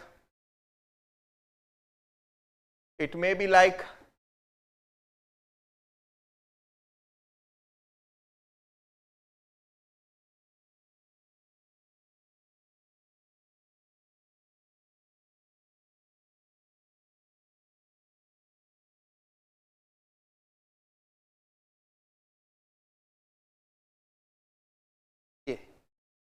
ये स्ट्रक्चर्स कैसे हैं? these structures are, they are stable, yes or no? Are these structures stable? अरे भैया ये ओवर स्टेबल है, स्टेबल ओवर स्टेबल है, but they are indeterminate. They are indeterminate. They are indeterminate. आ रही है बात समझ में? अरे भाई जब ये सॉल्व कर पा रहे थे तो इन स्ट्रक्चर की जरूरत पड़ी क्या? Why do we need these structures? Tell me. हमें इनडिटरमिनेट स्ट्रक्चर चाहिए क्यों? भाई इनडिटरमिनेट क्यों है? जैसे आपके पास फॉर एग्जांपल यहाँ 3 इक्वेशन है और अननोन कितने हैं? 1 2 3 4 5 6। 6 अननोन है और 3 इक्वेशन है। 6 अननोन है और 3 इक्वेशन है। कितने डिग्री का इनडिटरमिनेट हो गया? 3 डिग्री का। 3 2 5, 5 अननोन है, 3 इक्वेशन है, 2 डिग्री का इनडिटरमिनेट। 3 2 5, 2 डिग्री का इनडिटरमिनेट। ये इनडिटरमिनेट स्ट्रक्चर्स हमें सॉल्व करने क्यों है? क्यों पड़ी लकड़ी उठा रहे हो? Tell me. क्यों? Because they are over stable structure. They are over stable structures. मतलब क्या है ओवर स्टेबल स्ट्रक्चर का? सर समझ नहीं आया। ओवर स्टेबल का स्ट्रक्चर का मतलब ये है, मान लीजिए आप एक छत के नीचे सो रहे हो और जब आप उसके नीचे सो रहे हो तो वो छत बहुत ज्यादा डिफ्लेक्ट हो रही है। लेट सपोज उसमें डिफ्लेक्शन हो गया 50 mm या 60 mm, मतलब इतना डिफ्लेक्शन कि आप उसको नेक्ड आई से रीड कर सकते हो। आप इस डिफ्लेक्शन को नेक्ड आई से क्या कर सकते हो? रीड कर सकते हो। बट जब मेरे दोस्त जब आपने इधर लोड लगाया, तो डिफ्लेक्टेड पैटर्न देखा भाई, बड़ा शानदार है। यहां पे डिफ्लेक्शन कितना आ रहा था? यहां पे डिफ्लेक्शन आया कितना? ये वाला, ये डिफ्लेक्शन आया। भाई इस डिफ्लेक्शन में और इस डिफ्लेक्शन में आपको कौन सा डिफ्लेक्शन अच्छा लग रहा है? आप ऐसी छत के नीचे सोना प्रेफर करोगे कि जो इतना ज्यादा डिफ्लेक्ट हो जाए, या ऐसी छत के नीचे सोना प्रेफर करोगे जो इतना सही डिफ्लेक्ट हो? मतलब लोड ज्यादा लेगा। डिफ्लेक्शन कम करेगा। सिंपल सी बात है, कई पुराने ब्रिज में चले जाओ जो पब्लिक ने, जो इंजीनियर लोगों ने बंद कर दिए होते हैं, कभी जाके उसके ऊपर खड़े हो जाओ, गिरोगे नहीं, but they will be vibrating like anything. आपको उसके ऊपर पैदल चलने में डर लगेगा भाई। आ रही है बात समझ में? ठीक है, क्लियर है? भले ही वो टूट के ना गिरे, they are stable but they are not considered safe from serviceability point of view. अगर डिफ्लेक्शन ज्यादा हो जाए तो ये डिफ्लेक्शन ज्यादा, भले ही आपका स्ट्रक्चर टूट के नहीं गिर रहा नीचे, पर तब भी आपको उसको यूज करते हुए डर लगेगा। तो apart from stability you also need serviceability criteria, you also need more constraint, क्योंकि जितनी ज्यादा बंदिशें होंगी आपके बीम को डिफ्लेक्ट होने का मौका उतना ही कम मिलेगा। जितनी ज्यादा बंदिशें होगी आपके बीम को डिफ्लेक्ट होने का मौका डियर उतना ही कम मिलेगा।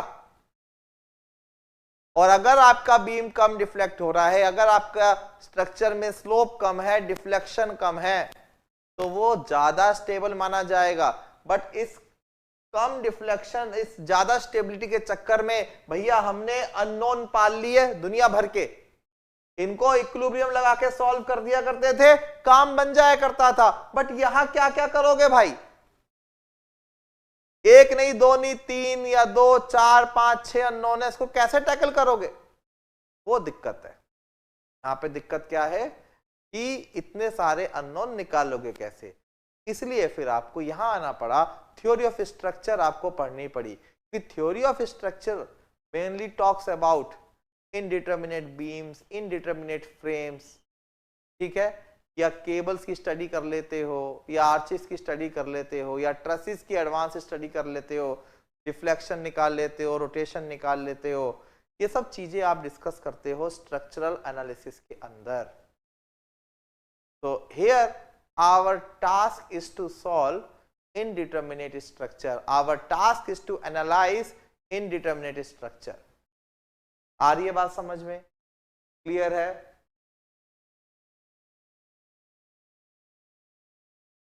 The deflection is equal to 0 cannot be possible where? Pranjal,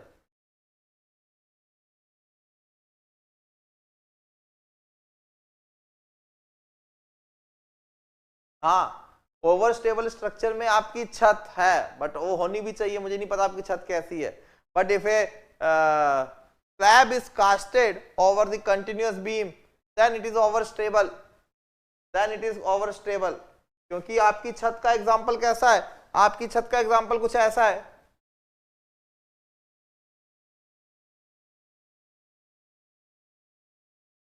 like this, ठीक है? तो ये दिस कंटिन्यूअस बीम, क्लियर है? आ रही है बात समझ में? What is the difference between structure and beam? Structure is superset, beam is a subset। ये मैथमेटिकल डिफरेंस है। कि पूरी बिल्डिंग का फ्रेम जो है हमारा ये स्ट्रक्चर है, बीम, कॉलम, फुटिंग की असेंबली जो है ये स्ट्रक्चर है। बट अगर मैं किसी पर्टिकुलर कॉलम पे फोकस करूं या पर्टिकुलर बीम पे फोकस करूं तो वो एक एलिमेंट है। Okay, so structure is a superset and beam, column, footing, slab, they all are subset। okay dear? हाँ, गिन सकते हो डियर, क्रिस गिन सकते हो डियर। फ्रेम का एसएफडी बीएमडी, देखो फ्रेम का एसएफडी बीएमडी हम बेसिकली स्ट्रक्चर में ही पढ़ने वाले हैं, ठीक है? आपने सोम में फ्रेम्स वगैरह नहीं किए होंगे, या किए भी होंगे तो डिटर्मिनेट किए होंगे। जैसे ये वाला फ्रेम डिस्कस कर लिया होगा भाई। फ्रेम मतलब क्या? Involvement of more than one member, ठीक है?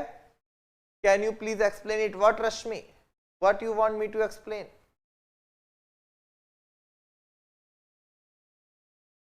Overstable means more stable structures. Why they are more stable structures? Because for a same force here deflection is less.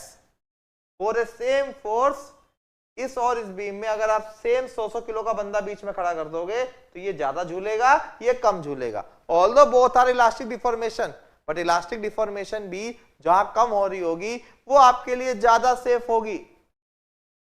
ठीक है, यस। तो जैसे ये आपका एक स्ट्रक्चर हो गया, let me draw it like this.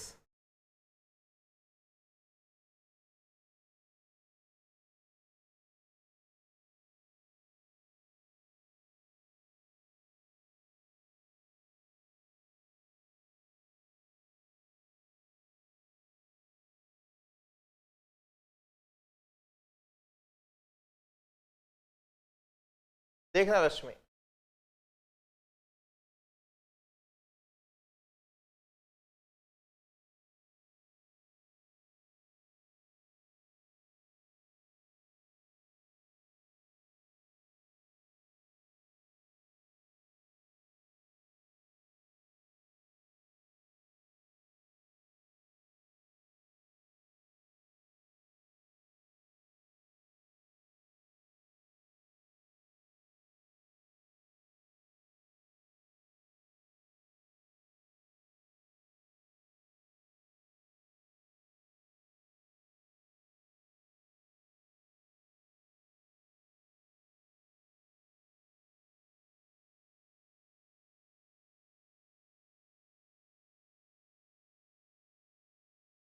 ठीक है।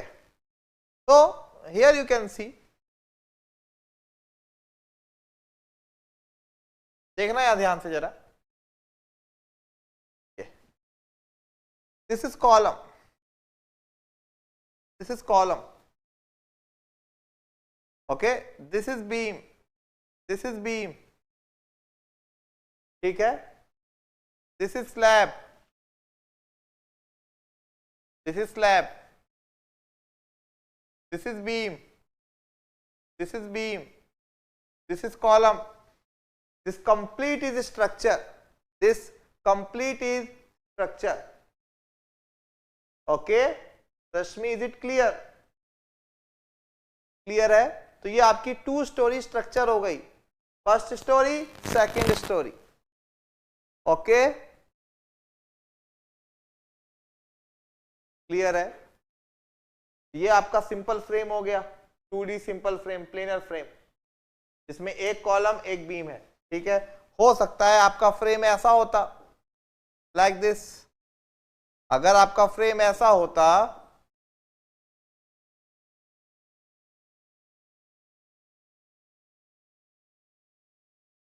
This is also a frame, ठीक है, this is also a frame, ठीक है। तो ऐसे फ्रेम्स को आप सोम में भी बना सकते हो यार, ठीक है, बट जनरली मोस्टली स्टूडेंट्स सोम में ये नहीं करके आते हैं, ठीक है।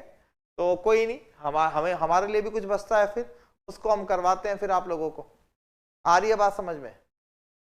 No IS code will be used in structural analysis.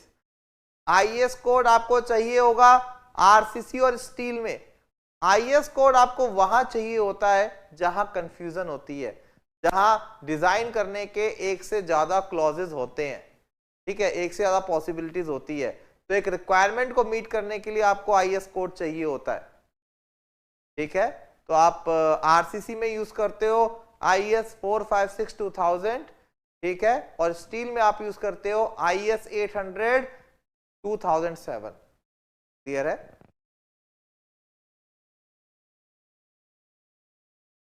Frame में क्या होगा क्रिस? फ्रेम ये होगा डियर, फ्रेम ये होगा,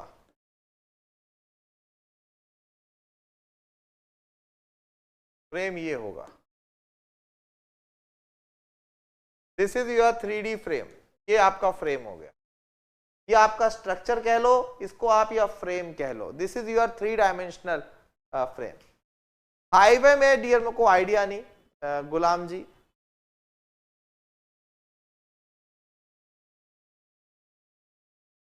पता नहीं, गेट में तो टफ नहीं होता, कॉलेज में अक्सर चीजें टफ लग जाती हैं, है ना। कुछ पढ़ाने वालों की गलती तो नहीं बोलूंगा मैं, बट पढ़ने वाले लोग ही काफी ज्यादा फोबिया बना लेते हैं, ठीक है।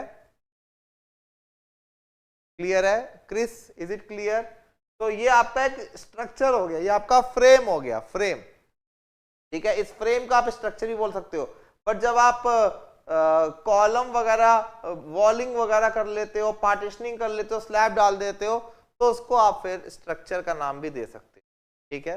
बोलता रहा हूं structure is super set, beam column footing का सुपर सेट फ्रेम है, और पूरे ओवरऑल स्ट्रक्चर का सुपर सेट आपका स्ट्रक्चर है, ठीक है।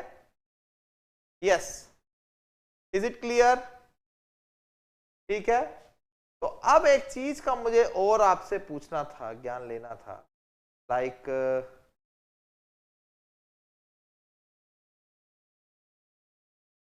हाँ, एक चीज आपसे मेरे को और बतानी थी। अब कोई स्ट्रक्चर इनडिटर्मिनेट है, ये तो समझ में आ गया। जैसे अब मैं यहां पे सिर्फ इनडिटर्मिनेट स्ट्रक्चर बनाता हूं। अब मैं यहां पे क्या करने वाला हूं, only I am going to show you indeterminate structure. क्या ये इनडिटर्मिनेट है? क्या ये इनडिटर्मिनेट है?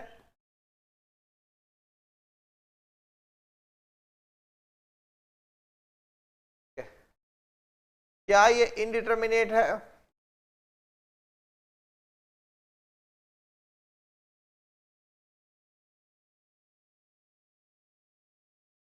ठीक है। और क्या ये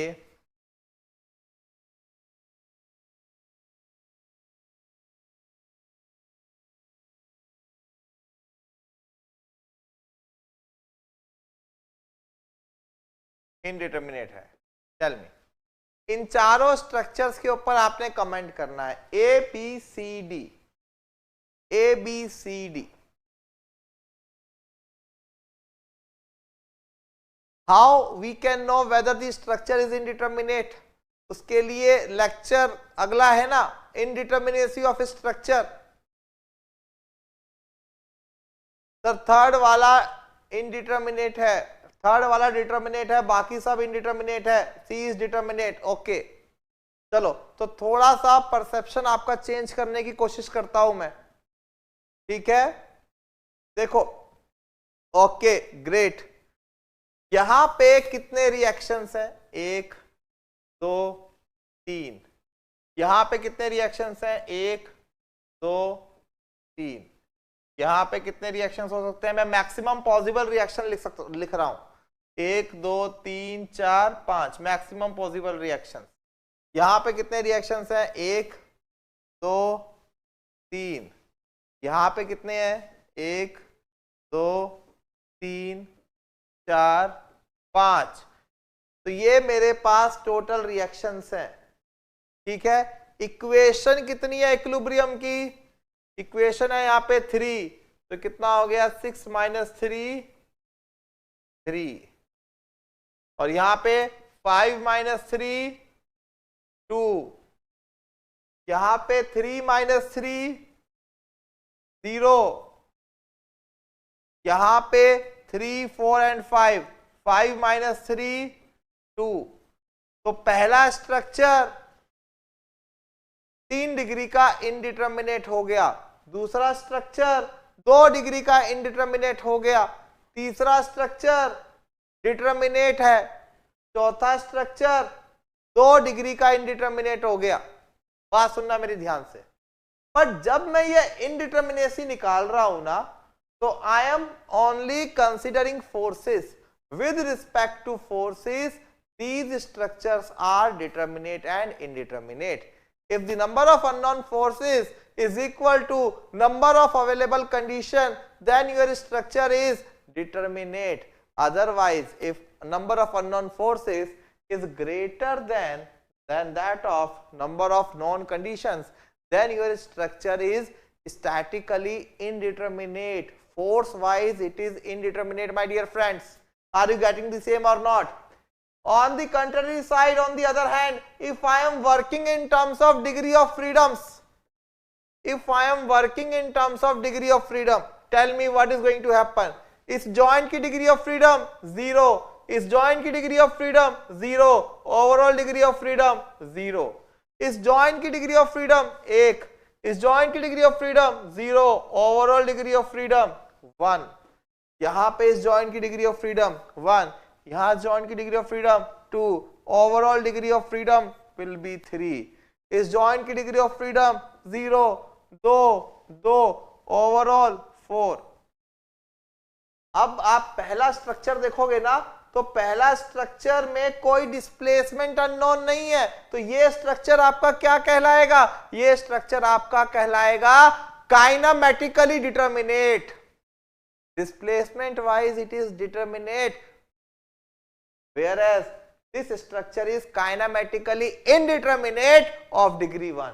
This structure is kinematically indeterminate of degree 3, and this structure is kinematically indeterminate of degree 4. तो indeterminacy और determinacy ये सब relative होती है. We can find indeterminacy based on the number of forces.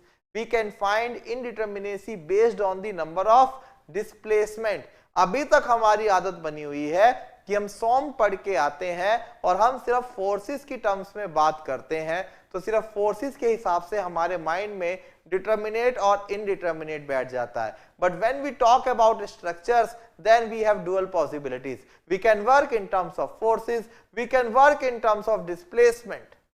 Both the methods are possible. आपने देखा होगा, कॉलेजों में सुना होगा methods like slope deflection method, moment distribution method, Kani's method. They all work on displacements. They are displacement methods. तो उन methods के लिए ये स्ट्रक्चर डिटर्मिनेट है और ये स्ट्रक्चर्स इनडिटर्मिनेट है. कुछ मेथड्स आपने पढ़े होंगे, those work on forces, they are known as force method, like strain energy method, Castigliano theorem, virtual work theorem, principle of minimum potential energy, three moment equation. Okay, तो ये सारे के सारे forces methods, method of consistent deformation, उनके लिए ये unknown है, ये इनडिटर्मिनेट है, ये डिटर्मिनेट है, ये इनडिटर्मिनेट है, बट उनके लिए ये वाला स्ट्रक्चर क्या है? Determinate. Okay, sir how we know degree of freedoms? Okay, चलो इसके ऊपर बात कर लेते हैं, ठीक है. डिग्री ऑफ फ्रीडम कैसे पता करेंगे? ठीक है, तो इसके ऊपर डियर बात कर लेते हैं. ठीक है, मतलब अभी रश्मि ये तो मान लो कि अगर इसकी डिग्री ऑफ फ्रीडम 0 है तो ओवरऑल डिग्री ऑफ फ्रीडम 0 होगी, इसकी डिग्री ऑफ फ्रीडम 1 और 0 है तो ओवरऑल अननोन कितनी होगी? 1. ठीक है, उसके ऊपर मैं आता हूं कि कैसे डिग्री ऑफ फ्रीडम निकालेंगे. Sir how to calculate it is determinate और not? As I told you, if I am going to apply force method then this is determinate. If I am going to apply displacement method then structure number 1 is determinate. So I can say or I can conclude like statically indeterminate. Indeterminate क्या होती है spelling? Statically indeterminate. कौन कौन से हैं? 1, 2 and 4. Kinematically indeterminate कौन कौन से हैं? 2, 3 एंड 4. तो स्टैटिकली डिटर्मिनेट ये हुआ. Statically determinate will be this, statically determinate will be this and kinematically determinate will be this. यही मतलब हुआ. Is it clear? Anirbandha sir displacement पे लेने का सिग्निफिकेंस क्या है? देखो, डिस्प्लेसमेंट और फोर्सेस अपोजिट चलते हैं. जितनी ज्यादा बंदिशें उतना कम डिस्प्लेसमेंट, उतनी कम डिग्री ऑफ फ्रीडम. तो स्ट्रक्चर्स के अंदर हमारे पास दोनों ही मेथड ओपन है कि हम किसी स्ट्रक्चर को डिस्प्लेसमेंट के हिसाब से भी सॉल्व कर सकते हैं और फोर्सेस के हिसाब से भी सॉल्व कर सकते हैं.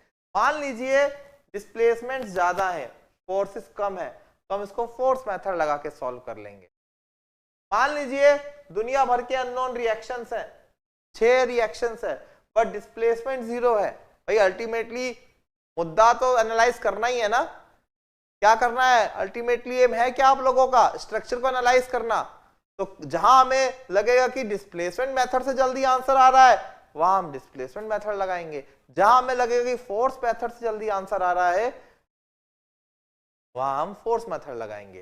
तो सच ये है कि this is statically indeterminate but kinematically determinate, this is statically indeterminate of degree 2 but kinematically indeterminate of degree 1।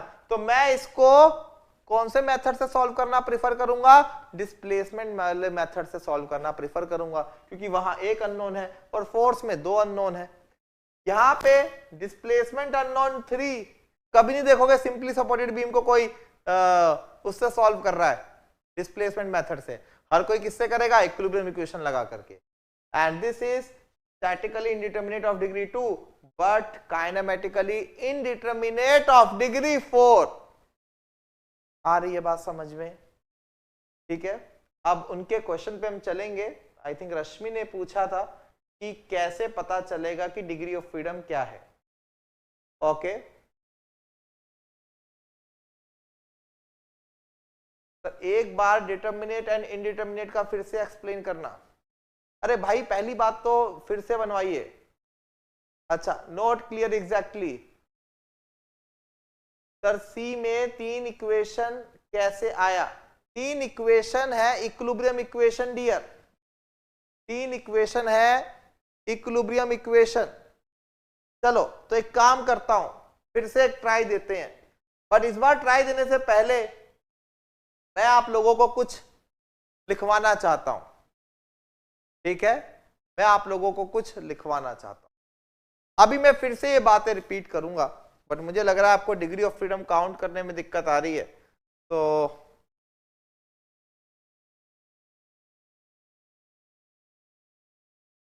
Table बनाओ, टाइप ऑफ सपोर्ट। ठीक है, ये टेबल अच्छे से बना लेना। नंबर ऑफ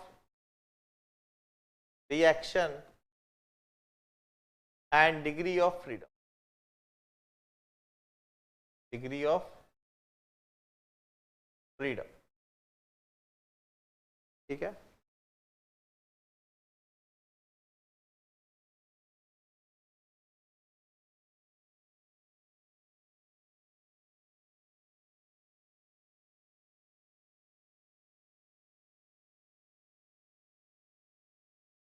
ये कौन सा सपोर्ट है? Fix support.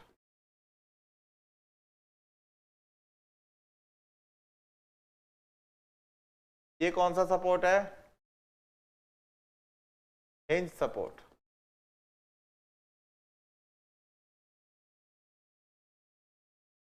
ये कौन सा सपोर्ट है?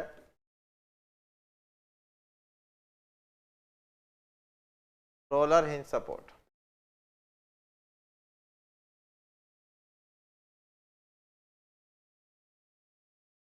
ये कौन सा सपोर्ट है? Free and. ये कोई सपोर्ट ही नहीं है, फ्री है ये। ये कौन सा सपोर्ट है?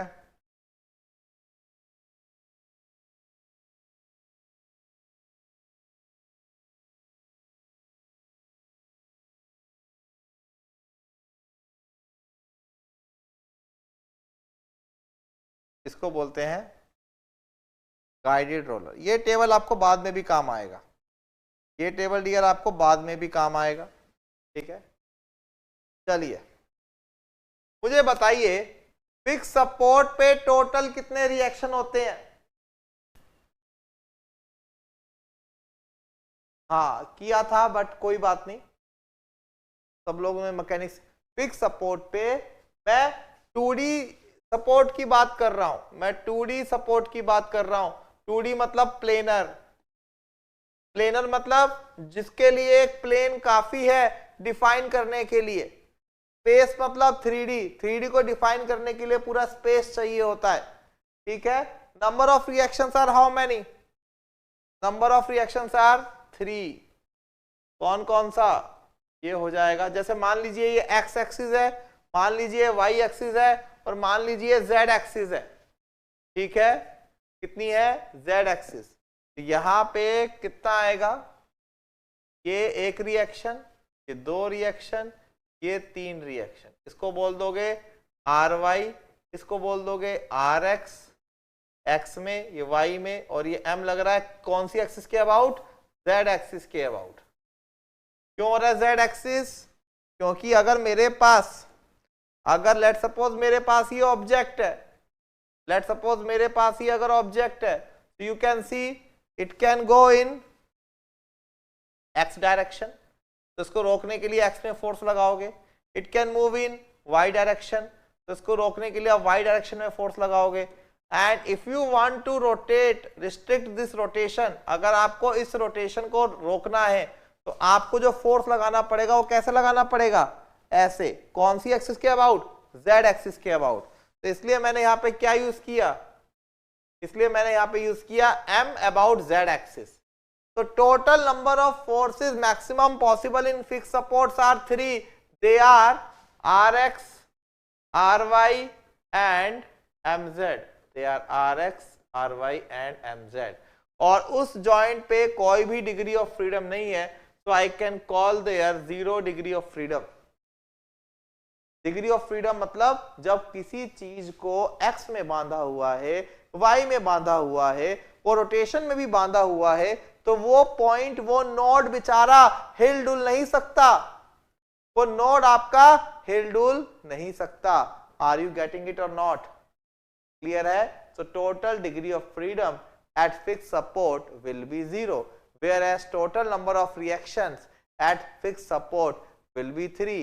Out of 3, 2 reactions are linear and 1 reaction is rotational, that is mz.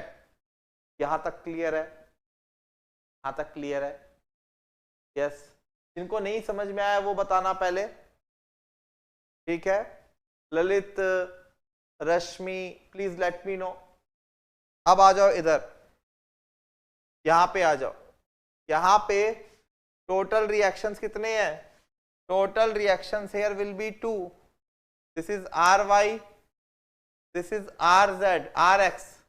Rotation is free here, rotation is free here. 2 R X and R Y. और how many degree of freedom?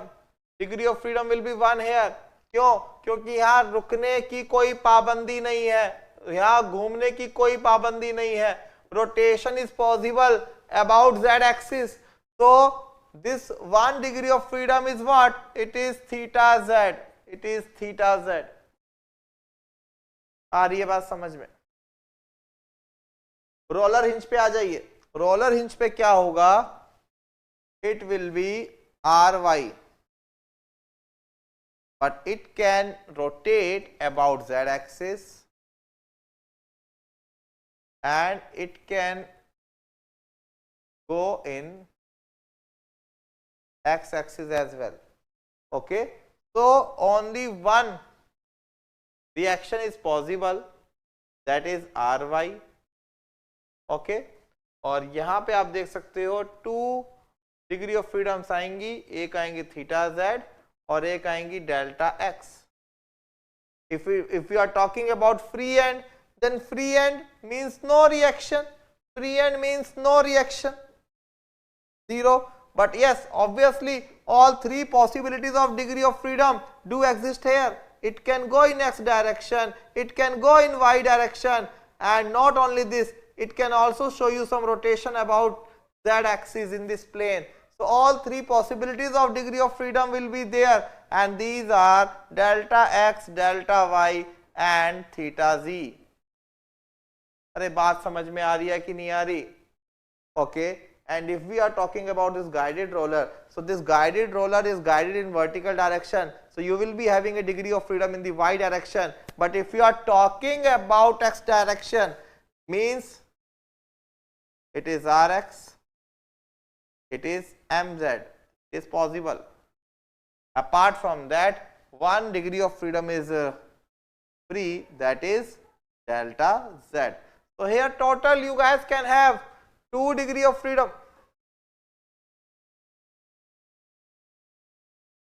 Sorry, 2 reactions, Rx and Mz. But only one degree of freedom exists here, that will depend upon its plane of orientation. Suppose if this guided roller would have been in horizontal position, then delta x would have been released and delta y would be blocked. Now, sorry, delta y, it's not z, it's delta y. बोल के चलिएगा, कोई दिक्कत किसी को? कोई दिक्कत? So this I am talking only about of 2D structures, 2D support system. ठीक है, अब इसको ध्यान में रखते हुए इस टेबल को दोबारा देखते हैं. ठीक है, मेरे पास टोटल 3 इक्विलिब्रियम इक्वेशंस अवेलेबल है already. Summation of fx is equal to 0, net force in the horizontal direction 0, net force in the vertical direction 0 and net moment about z axis is equal to 0, है ना. इन तीनों की बात हमने की थी mechanics के अंदर. ओके, तो we do have 3 equilibrium equations for 2D system. ठीक है, गाइडेड रोलर को एग्जांपल के साथ समझाइए ना. गाइडेड रोलर आपके जो गेट होते हैं, स्लाइडिंग डोर, मारुति ओमनी का वैन, वो दरवाजा याद है? मारुति इको या मारुति वैन ओमनी का दरवाजा क्या है? बटन दबा के खोलते हो, स्लाइड कर देते हो. They are your guided roller. They are your guided roller. Steel में gantry girders are your guided roller. Channel gates are the examples of guided roller. Is it clear?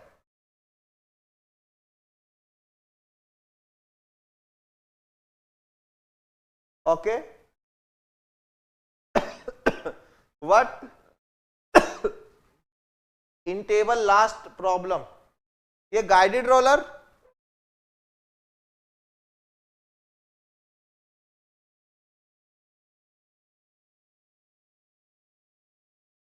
हाँ मैंने दिया ना इसका एग्जांपल रश्मि. चैनल गेट्स हो गए और गाड़ी वाला दरवाजा हो गया. ठीक है, ये सब आपके एग्जांपल्स हैं guided roller. In fact the path of train is also guided. कोई भी मोशन अगर किसी पर्टिकुलर डायरेक्शन में आपने गाइड कर रखा है तो they will be behaving like your guided roller. Okay, हाँ अभी काइनेमेटिक पे आने दो रिजवान, काइनेमेटिक पे आने दो. Reactions are not clear, reactions are not clear. Okay, reactions क्या होती हैं? देखो,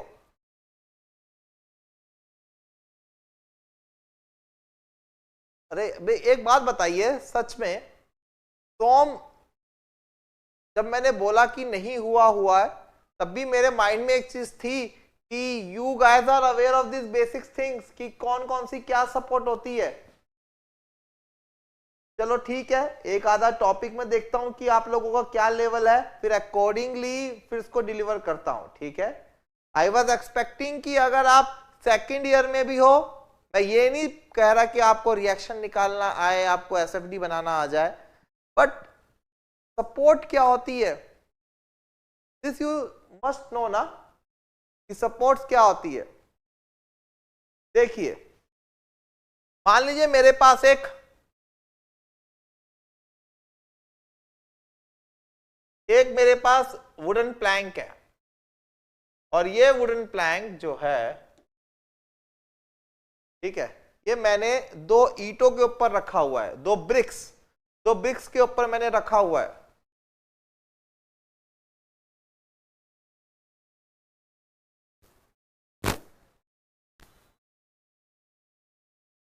ठीक है, it is simply supported. Simply आपने इस फट्टे को ऊपर रख दिया, ये फट्टा बेचारा कमजोर सा है, इस पे लोड लगाओगे तो ये बेंड भी होगा. ठीक है, ठीक है, ठीक है.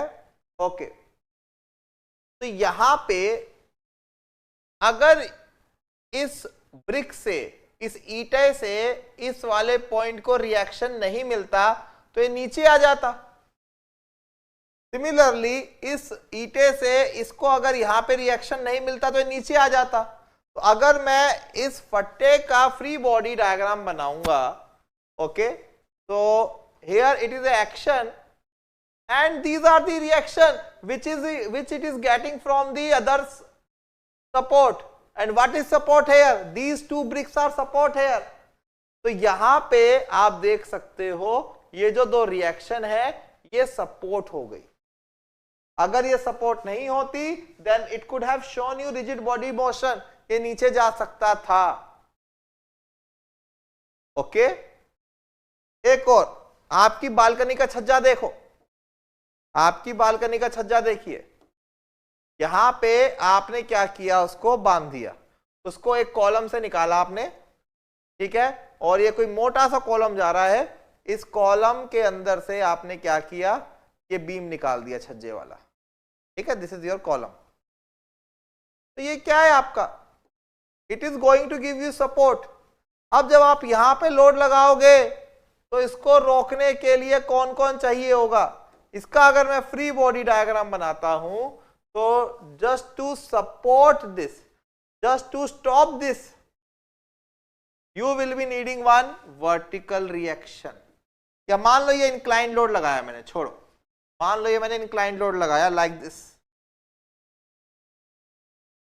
ठीक है. अब इसको रोकने के लिए आपको क्या चाहिए, आपको एक वर्टिकल रिएक्शन चाहिए जिसके वर्टिकल कंपोनेंट के बराबर होगा. आपको एक हॉरिजॉन्टल रिएक्शन चाहिए. ओके और ये घूमने की कोशिश कर रहा है क्लॉकवाइज, तो आपको रोकने के लिए एंटी क्लॉकवाइज मूवमेंट भी चाहिए. तो यहां पे ये column is going to behave like a fix support, यहां पे ये ईटे is going to behave like your simply supports, hinge support you can say, whose task is to provide only vertical component of reaction, and when it comes to rotation it is free, when it comes to free end it is again free, but when it comes to this end it is fixed.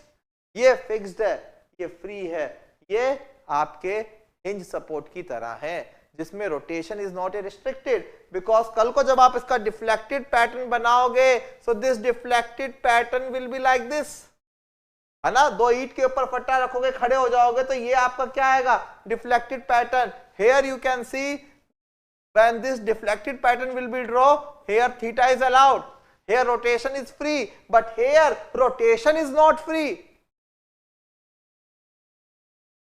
Okay ठीक है. और last वाले का example आप पूछ रहे हो भाई, लास्ट वाले का एग्जांपल क्या है. जैसे मान लीजिए मेरे पास ये एक ईंट है,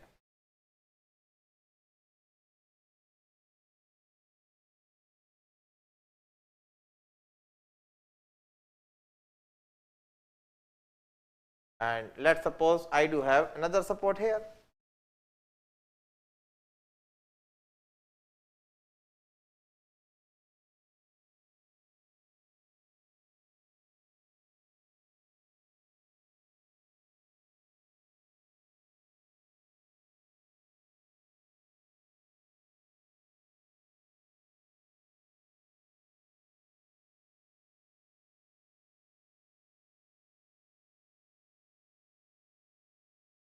ओके तो अब आप यहां पे जब एक्सटर्नल लोड लगाओगे उसके कारण क्या होगा, this is external load, this is external reaction. यहां पे कोई वर्टिकल सपोर्ट आपको नहीं मिलेगा, ओके, बट यहां पे आपको मूवमेंट मिलेगा. तो फिक्स सपोर्ट में से सिर्फ वर्टिकल को रिलीज कर दो, वो सारे गुण हैं इस गाइडेड रोलर के अंदर. ठीक है, एग्जाम्पल के लिए मैंने आपको बताया था चैनल गेट. भाई आप उसको स्लाइड करते हो, चैनल गेट को जब स्लाइड करते हो, या बड़ी बड़ी हॉस्पिटल बिल्डिंग्स के जब गेट आप खोलते हो, जो आपके एंट्री होने से अपने आप ऐसे चले जाते हैं, तो जिस चैनल पे वो स्लाइड हो रहे होते हैं they are your guided rollers, they are bearings in one dimensions. जैसे आप बियरर्स देखते हो ना, टायरों में डलते हैं, वो आपका रोटेशन में गाइडेड पाथ ले रहे हैं. ऐसी जो ट्रांसलेशन में गाइडेड पाथ ले रहे हैं वो आपके हो गए गाइडेड रोलर्स. तो it is able to go in this direction, ठीक है, but they will try to maintain this angle rigid 90 degree. ठीक है, क्लियर. ओके तो अब इन सब के बाद आप इसको देखते हो, तो अब देखो कितनी रिएक्शन, 3 और 3 6, कितनी equation, summation of F X 0 Y 0 summation of M Z 0, तो 6 में से 3 इक्वेशन है, कितने अननोन बने, 3। यहां कितने अननोन है, यहां कितने अननोन है डियर, यहां 2 अननोन है, ठीक है। यहां कितने अननोन है, 3, टोटल 5, 5 में से 3 गए 2। यहां कितने अननोन है, 2 और एक 3, 3 में से 3 इक्वेशन 0। यहां कितने अननोन है, 3 और एक 4 और एक 5, 5 में से 3 गए 2। तो जो आपका नहीं पता, जो आपको पता है, that difference is known as indeterminacy. अगर ये नहीं पता माइनस पता फोर्सेस है तो स्टैटिक इनडिटर्मिनेसी, जो मेरा ब्रेक के बाद का टॉपिक है। और अगर नहीं पता माइनस पता आपकी डिग्री ऑफ फ्रीडम्स है तो काइनेमेटिक इनडिटर्मिनेसी, जो हमारा कल का टॉपिक रहेगा, ठीक है। यस, गाइडेड रोलर वाले में हॉरिजॉन्टल भी हो सकता है। सिर्फ गाइडेड वाले में क्यों, मैं कह रहा हूं ये हिंज सपोर्ट, ये रोलर सपोर्ट ऐसा भी हो सकता है, ये भी रोलर सपोर्ट है भाई, ये हिंज रोलर सपोर्ट है, ऐसे ये हॉरिजॉन्टल भी हो सकता है, इट इज पॉसिबल। तो फिर डेल्टा एक्स रिलीज हो जाएगा यहां पे, और यहां पे डेल्टा वाई रिलीज हो जाएगा, और थीटा जेड रिलीज हो जाएगा, but degree of freedom still be 2, degree of freedom still be 1. Are you getting, Shivani? Okay, so both the possibilities are there.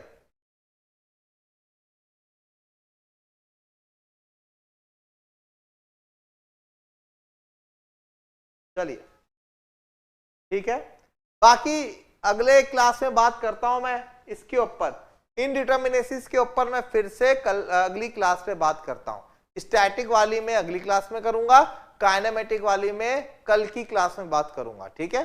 अभी तो बस मैं आपको ओवरव्यू दे रहा, ठीक है। यस, 8:30 इज दी क्लास, आज है 8:30 बजे क्लास है, ठीक है। और टॉपिक रहेगा उसका स्टैटिक इनडिटर्मिनेसी, ठीक है। काइनेमेटिक indeterminacy मतलब degree of freedom non-zero, exactly Rizwan, now you got it. And kinematically determinate मतलब no unknown, no force unknown, static determinate, no degree of freedom unknown, kinematically determinate, forces unknown, statically indeterminate, displacement unknown, kinematically indeterminate. If 3 displacements are unknown, kinematically indeterminate of degree 3. If 3 forces are unknown, net unknown, it means statically indeterminate of degree 3. Are you getting it? Sorry. तो yes, तो syllabus की dear अगर बात करूं तो मेरे पास जो है, सबसे पहले मुझे ये पता होना चाहिए कि स्ट्रक्चर की इनडिटर्मिनेसी क्या है, और इनडिटर्मिनेसी आप उसी की निकालोगे जो स्टेबल होगा, ठीक है। तो पहले आप बात करते हो indeterminacy and stability of structures, ये रहेगा हमारा पहला यूनिट, और हम स्टार्ट करेंगे इनडिटर्मिनेसी से अगली क्लास में। फिर उसके बाद आपको याद होगा कि हम पहले कौन से स्ट्रक्चर्स पढ़ेंगे, हम पढ़ेंगे पहले फॉर्म वाले स्ट्रक्चर्स, जो मेरी अगली यूनिट है। ये पीले वाले स्ट्रक्चर्स पहले पढ़ेंगे, क्योंकि जिन लोगों का, अब तो मुझे लग रहा है कि जरूरत ज्यादा है, जिन लोगों का सॉम नहीं हुआ या जिनका सॉम में हाथ तंग है, तो उनको एक मौका दिया जाएगा फुल फ्लेज स्ट्रक्चर स्टार्ट करने से पहले डिटर्मिनेट स्ट्रक्चर्स का एनालिसिस। तो अब मैं और सही लिखूंगा इसको, analysis of statically determinate structure, analysis of statically indeterminate, sorry, not indeterminate, analysis of statically determinate structure, ठीक है। अगला जो मेरा टॉपिक रहेगा वो रहेगा एनालिसिस ऑफ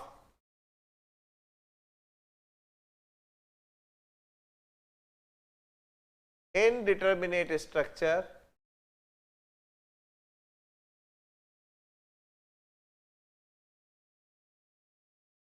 ठीक है, क्लियर है। फिर उसके बाद इनडिटरमिनेट स्ट्रक्चर में हम दोनों मेथड पढ़ेंगे। कौन से? फोर्स मेथड, सबसे बड़ा चैप्टर है ये, एंड डिस्प्लेसमेंट मेथड। ईएससी के लिए बहुत ज्यादा इंपॉर्टेंट है। ईएससी के मैक्सिमम कन्वेंशनल क्वेश्चन मैक्सिमम यहीं से डिजाइन होते हैं। ठीक है, ऑल्टरनेट पूछता है, एक साल फोर्स, एक साल डिस्प्लेसमेंट, 60 नंबर का पूछ लिया जाता है स्ट्रक्चर्स पेपर 1 में, कन्वेंशनल में। ओके, गेट से ज्यादा इंपॉर्टेंस इस सब्जेक्ट की आपको ईएससी में मिलेगी। गेट में छोड़ के भी चले जाओगे तो 5-6 नंबर का ही नुकसान है। ठीक है, बट ईएससी में इसको छोड़ के चले गए तो सीधा लगा लो 20-20 नंबर के 2 क्वेश्चन चले गए आपके। रहते ऑप्शंस में है बट स्टिल। जब आपका ये फोर्स मेथड और डिस्प्लेसमेंट मेथड हो जाएगा, इसके बाद हम लोग बात करेंगे, हाँ, एमडीएम स्लोप डिफ्लेक्शन ऑल्टरनेट आते हैं। गेट में एक पॉजिटिव और है ना, आपको क्वेश्चन आया, आपका मूड हुआ एमडीएम, उससे कर दिया, आपका मूड हुआ स्लोप डिफ्लेक्शन मेथड, उससे कर दिया। बट ईएससी कन्वेंशनल में लिखा हुआ आता है कि भैया analyse the same by slope deflection method या analyse the same by moment distribution method. तब क्या कर लोगे? तब तो उसी से करोगे, कन्वेंशनल पेपर है तभी नंबर मिलेगा, वरना 0 कर देगा। तो यहां चीजें सीखनी बहुत जरूरी है। गेट में एप्टीट्यूड लगाओगे बच जाओगे। गेट में एमडीएम में हाथ अच्छा है, उससे कर दो। स्लोप डिफ्लेक्शन में हाथ अच्छा है, उससे कर दो। अरे फोर्स मेथड में अच्छा है, क्वेश्चन तो उससे भी सॉल्व हो जाएगा, उससे कर दोगे। ओके, नेक्स्ट फिर बात करेंगे हम कुछ वैसे टॉपिक्स की, लाइक ट्रसेस। ठीक है, ठीक है, ये हो गया arches, cables and suspension bridge, cables and suspension bridge and influence line diagram.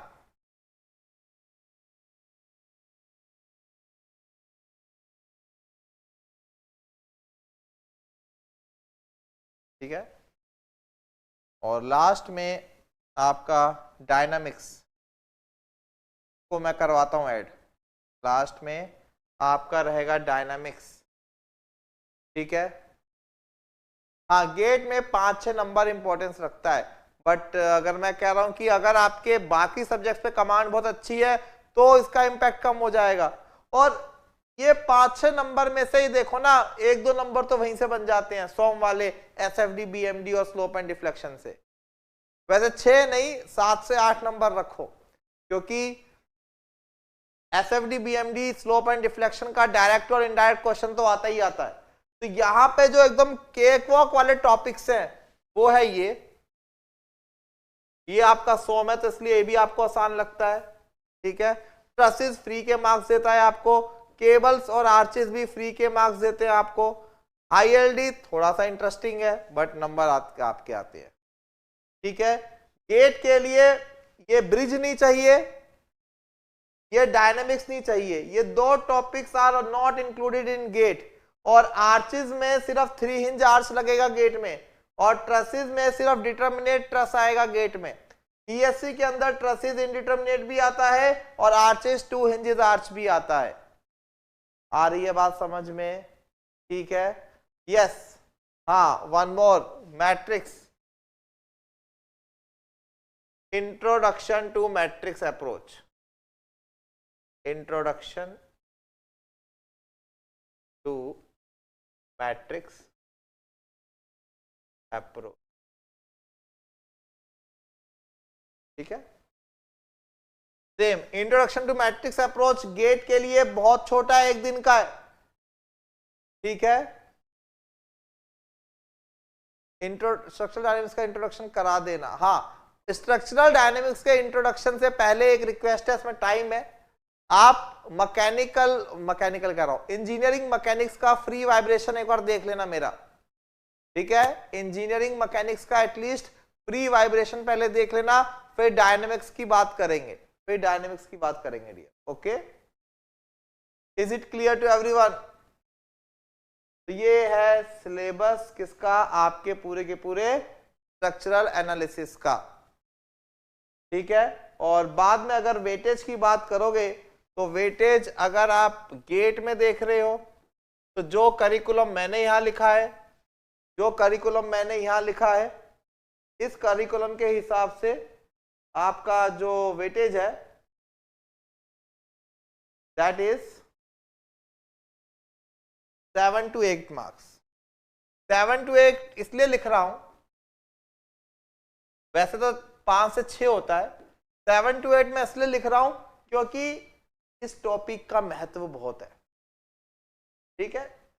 इसको चाहे आप सॉम में गिनो चाहे स्ट्रक्चर में गिनो, तो मैंने इसको यहां स्ट्रक्चर में गिन लिया इस टॉपिक को, ठीक है। तो इसके साथ 7 to 8 मार्क्स का वेटेज। बट अगर मैं इसकी बात करूं ईएससी में, ईएससी में 2 स्टेज में आपको इसका पेपर देना है, एक प्री में और एक मेंस में, या कन्वेंशनल कह लो। प्री मतलब आपको ये मिलेगा 20 से 22 नंबर, ठीक है, और मेंस में आपको मिलेगा 60 अप टू 60-70 मार्क्स पेपर 1 में। नहीं, गेट के लिए ईएससी पढ़ना जरूरी नहीं है, ठीक है। जो जो डिफरेंस होंगे मैं बोलता जाऊंगा, जो डिफरेंसेस होंगे दोनों के क्वेश्चंस के पैटर्न में वो मैं साथ के साथ क्लियर करता जाऊंगा, but here our approach will be conventional. अगर ये ईएससी बैच नहीं भी होता तब भी मेरी पढ़ाने की अप्रोच कन्वेंशनल रहती, ठीक है dear. Is it clear to everyone? Tell me. Last में आती है बुक्स, कि आप बुक्स कौन सी देखोगे। बुक्स पे आई विल रिकमेंड, अगर जरूरत है, अगर इंटरेस्ट लेना चाहते हो, अगर आपको लगता है कि टाइम है, बुक्स पढ़ना अगर पसंद है, तो in that case I will recommend RC Hibbeler.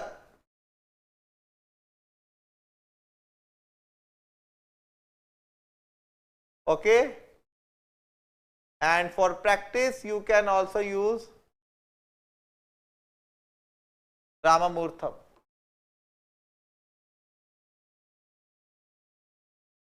Okay, ऊपर वाली आई थिंक पियर्सन की है, नीचे वाली धनपत राय पब्लिकेशन की, क्लियर है? हाँ डियर, बता देंगे कन्वेंशनल कैसे लिखना है, मैं स्टेप्स भी सारे बताऊंगा, ठीक है, कि कैसे कैसे क्या क्या होगा। डिटेलिंग पे बहुत ध्यान देना है, डायग्राम्स बड़े स्वीट बनाएंगे, ठीक है। चलो मैं तो बोर्ड का यूज करके अलग अलग कलर करके आपको दिखा दूंगा, ठीक है, बट आपको भी, आप तो वही लिमिटेड पेन लेके जाओगे तो आपको बहुत क्लियर डिटेलिंग करके दिखानी है डायग्राम्स की। स्ट्रक्चरल एनालिसिस में it's all about diagrams and all, ठीक है। जितने clearly BMD SFD deflected pattern show करोगे, एग्जामिनर उतना ही ज्यादा इंप्रेस होगा, ठीक है। गेट में तो बस आपको आउटपुट से मतलब होगा, क्लियर है। नोट्स बनाने का तरीका अभी तो यही बोलूंगा कि जब इसमें तो कुछ चीज इंपॉर्टेंट अगर है तो दैट इज दिस टेबल, सिर्फ ये टेबल ही मेरा जरूरी का है, ठीक है। अगर आप नोट्स बना रहे हो तो इस क्लास से आप बस सिलेबस लिख लेना, ये सिलेबस लिख देना, और सिलेबस लिखने के बाद पहले पेज पे ये बना लेना, पहले पेज के बाद ये बना लेना, बस, ठीक है। Is it clear? ठीक है, क्लियर है। चैप्टर वाइज इंडेक्स बताना है, चलिए ओके। खैर, तो इस लेक्चर के अंदर तो हमने बस इंट्रो देखा कि स्ट्रक्चरल एनालिसिस है क्या, एनालिसिस किसको बोलते हैं, ठीक है, और सिलेबस डिस्कस किया, ठीक है, और आपसे वेटेज डिस्कस किया, बुक डिस्कस कर ली, ठीक है, और एक टेबल बनाया था हमने, कौन सा, reaction and degree of freedom का एक टेबल बना दिया था। Is it clear? चलो तो फिर अब बाकी की बात करते हैं अगले लेक्चर में। वो होगा आपका first topic. I repeat, from this class सिर्फ सिलेबस, बुक्स और वो जो टेबल बना रखा है मैंने 2D सपोर्ट वाला, वो टेबल बना लेना, that's all. Nothing else will be required on your notes, क्योंकि जो भी डिटर्मिनेसी की मैंने बात की है अब वो ढंग से करूंगा, क्योंकि अब हमारा स्टार्ट होगा पहला chapter, that is indeterminacy of structure. Okay, तो let us take a break और स्टार्ट करेंगे अपना सेशन शार्प एट 8:30।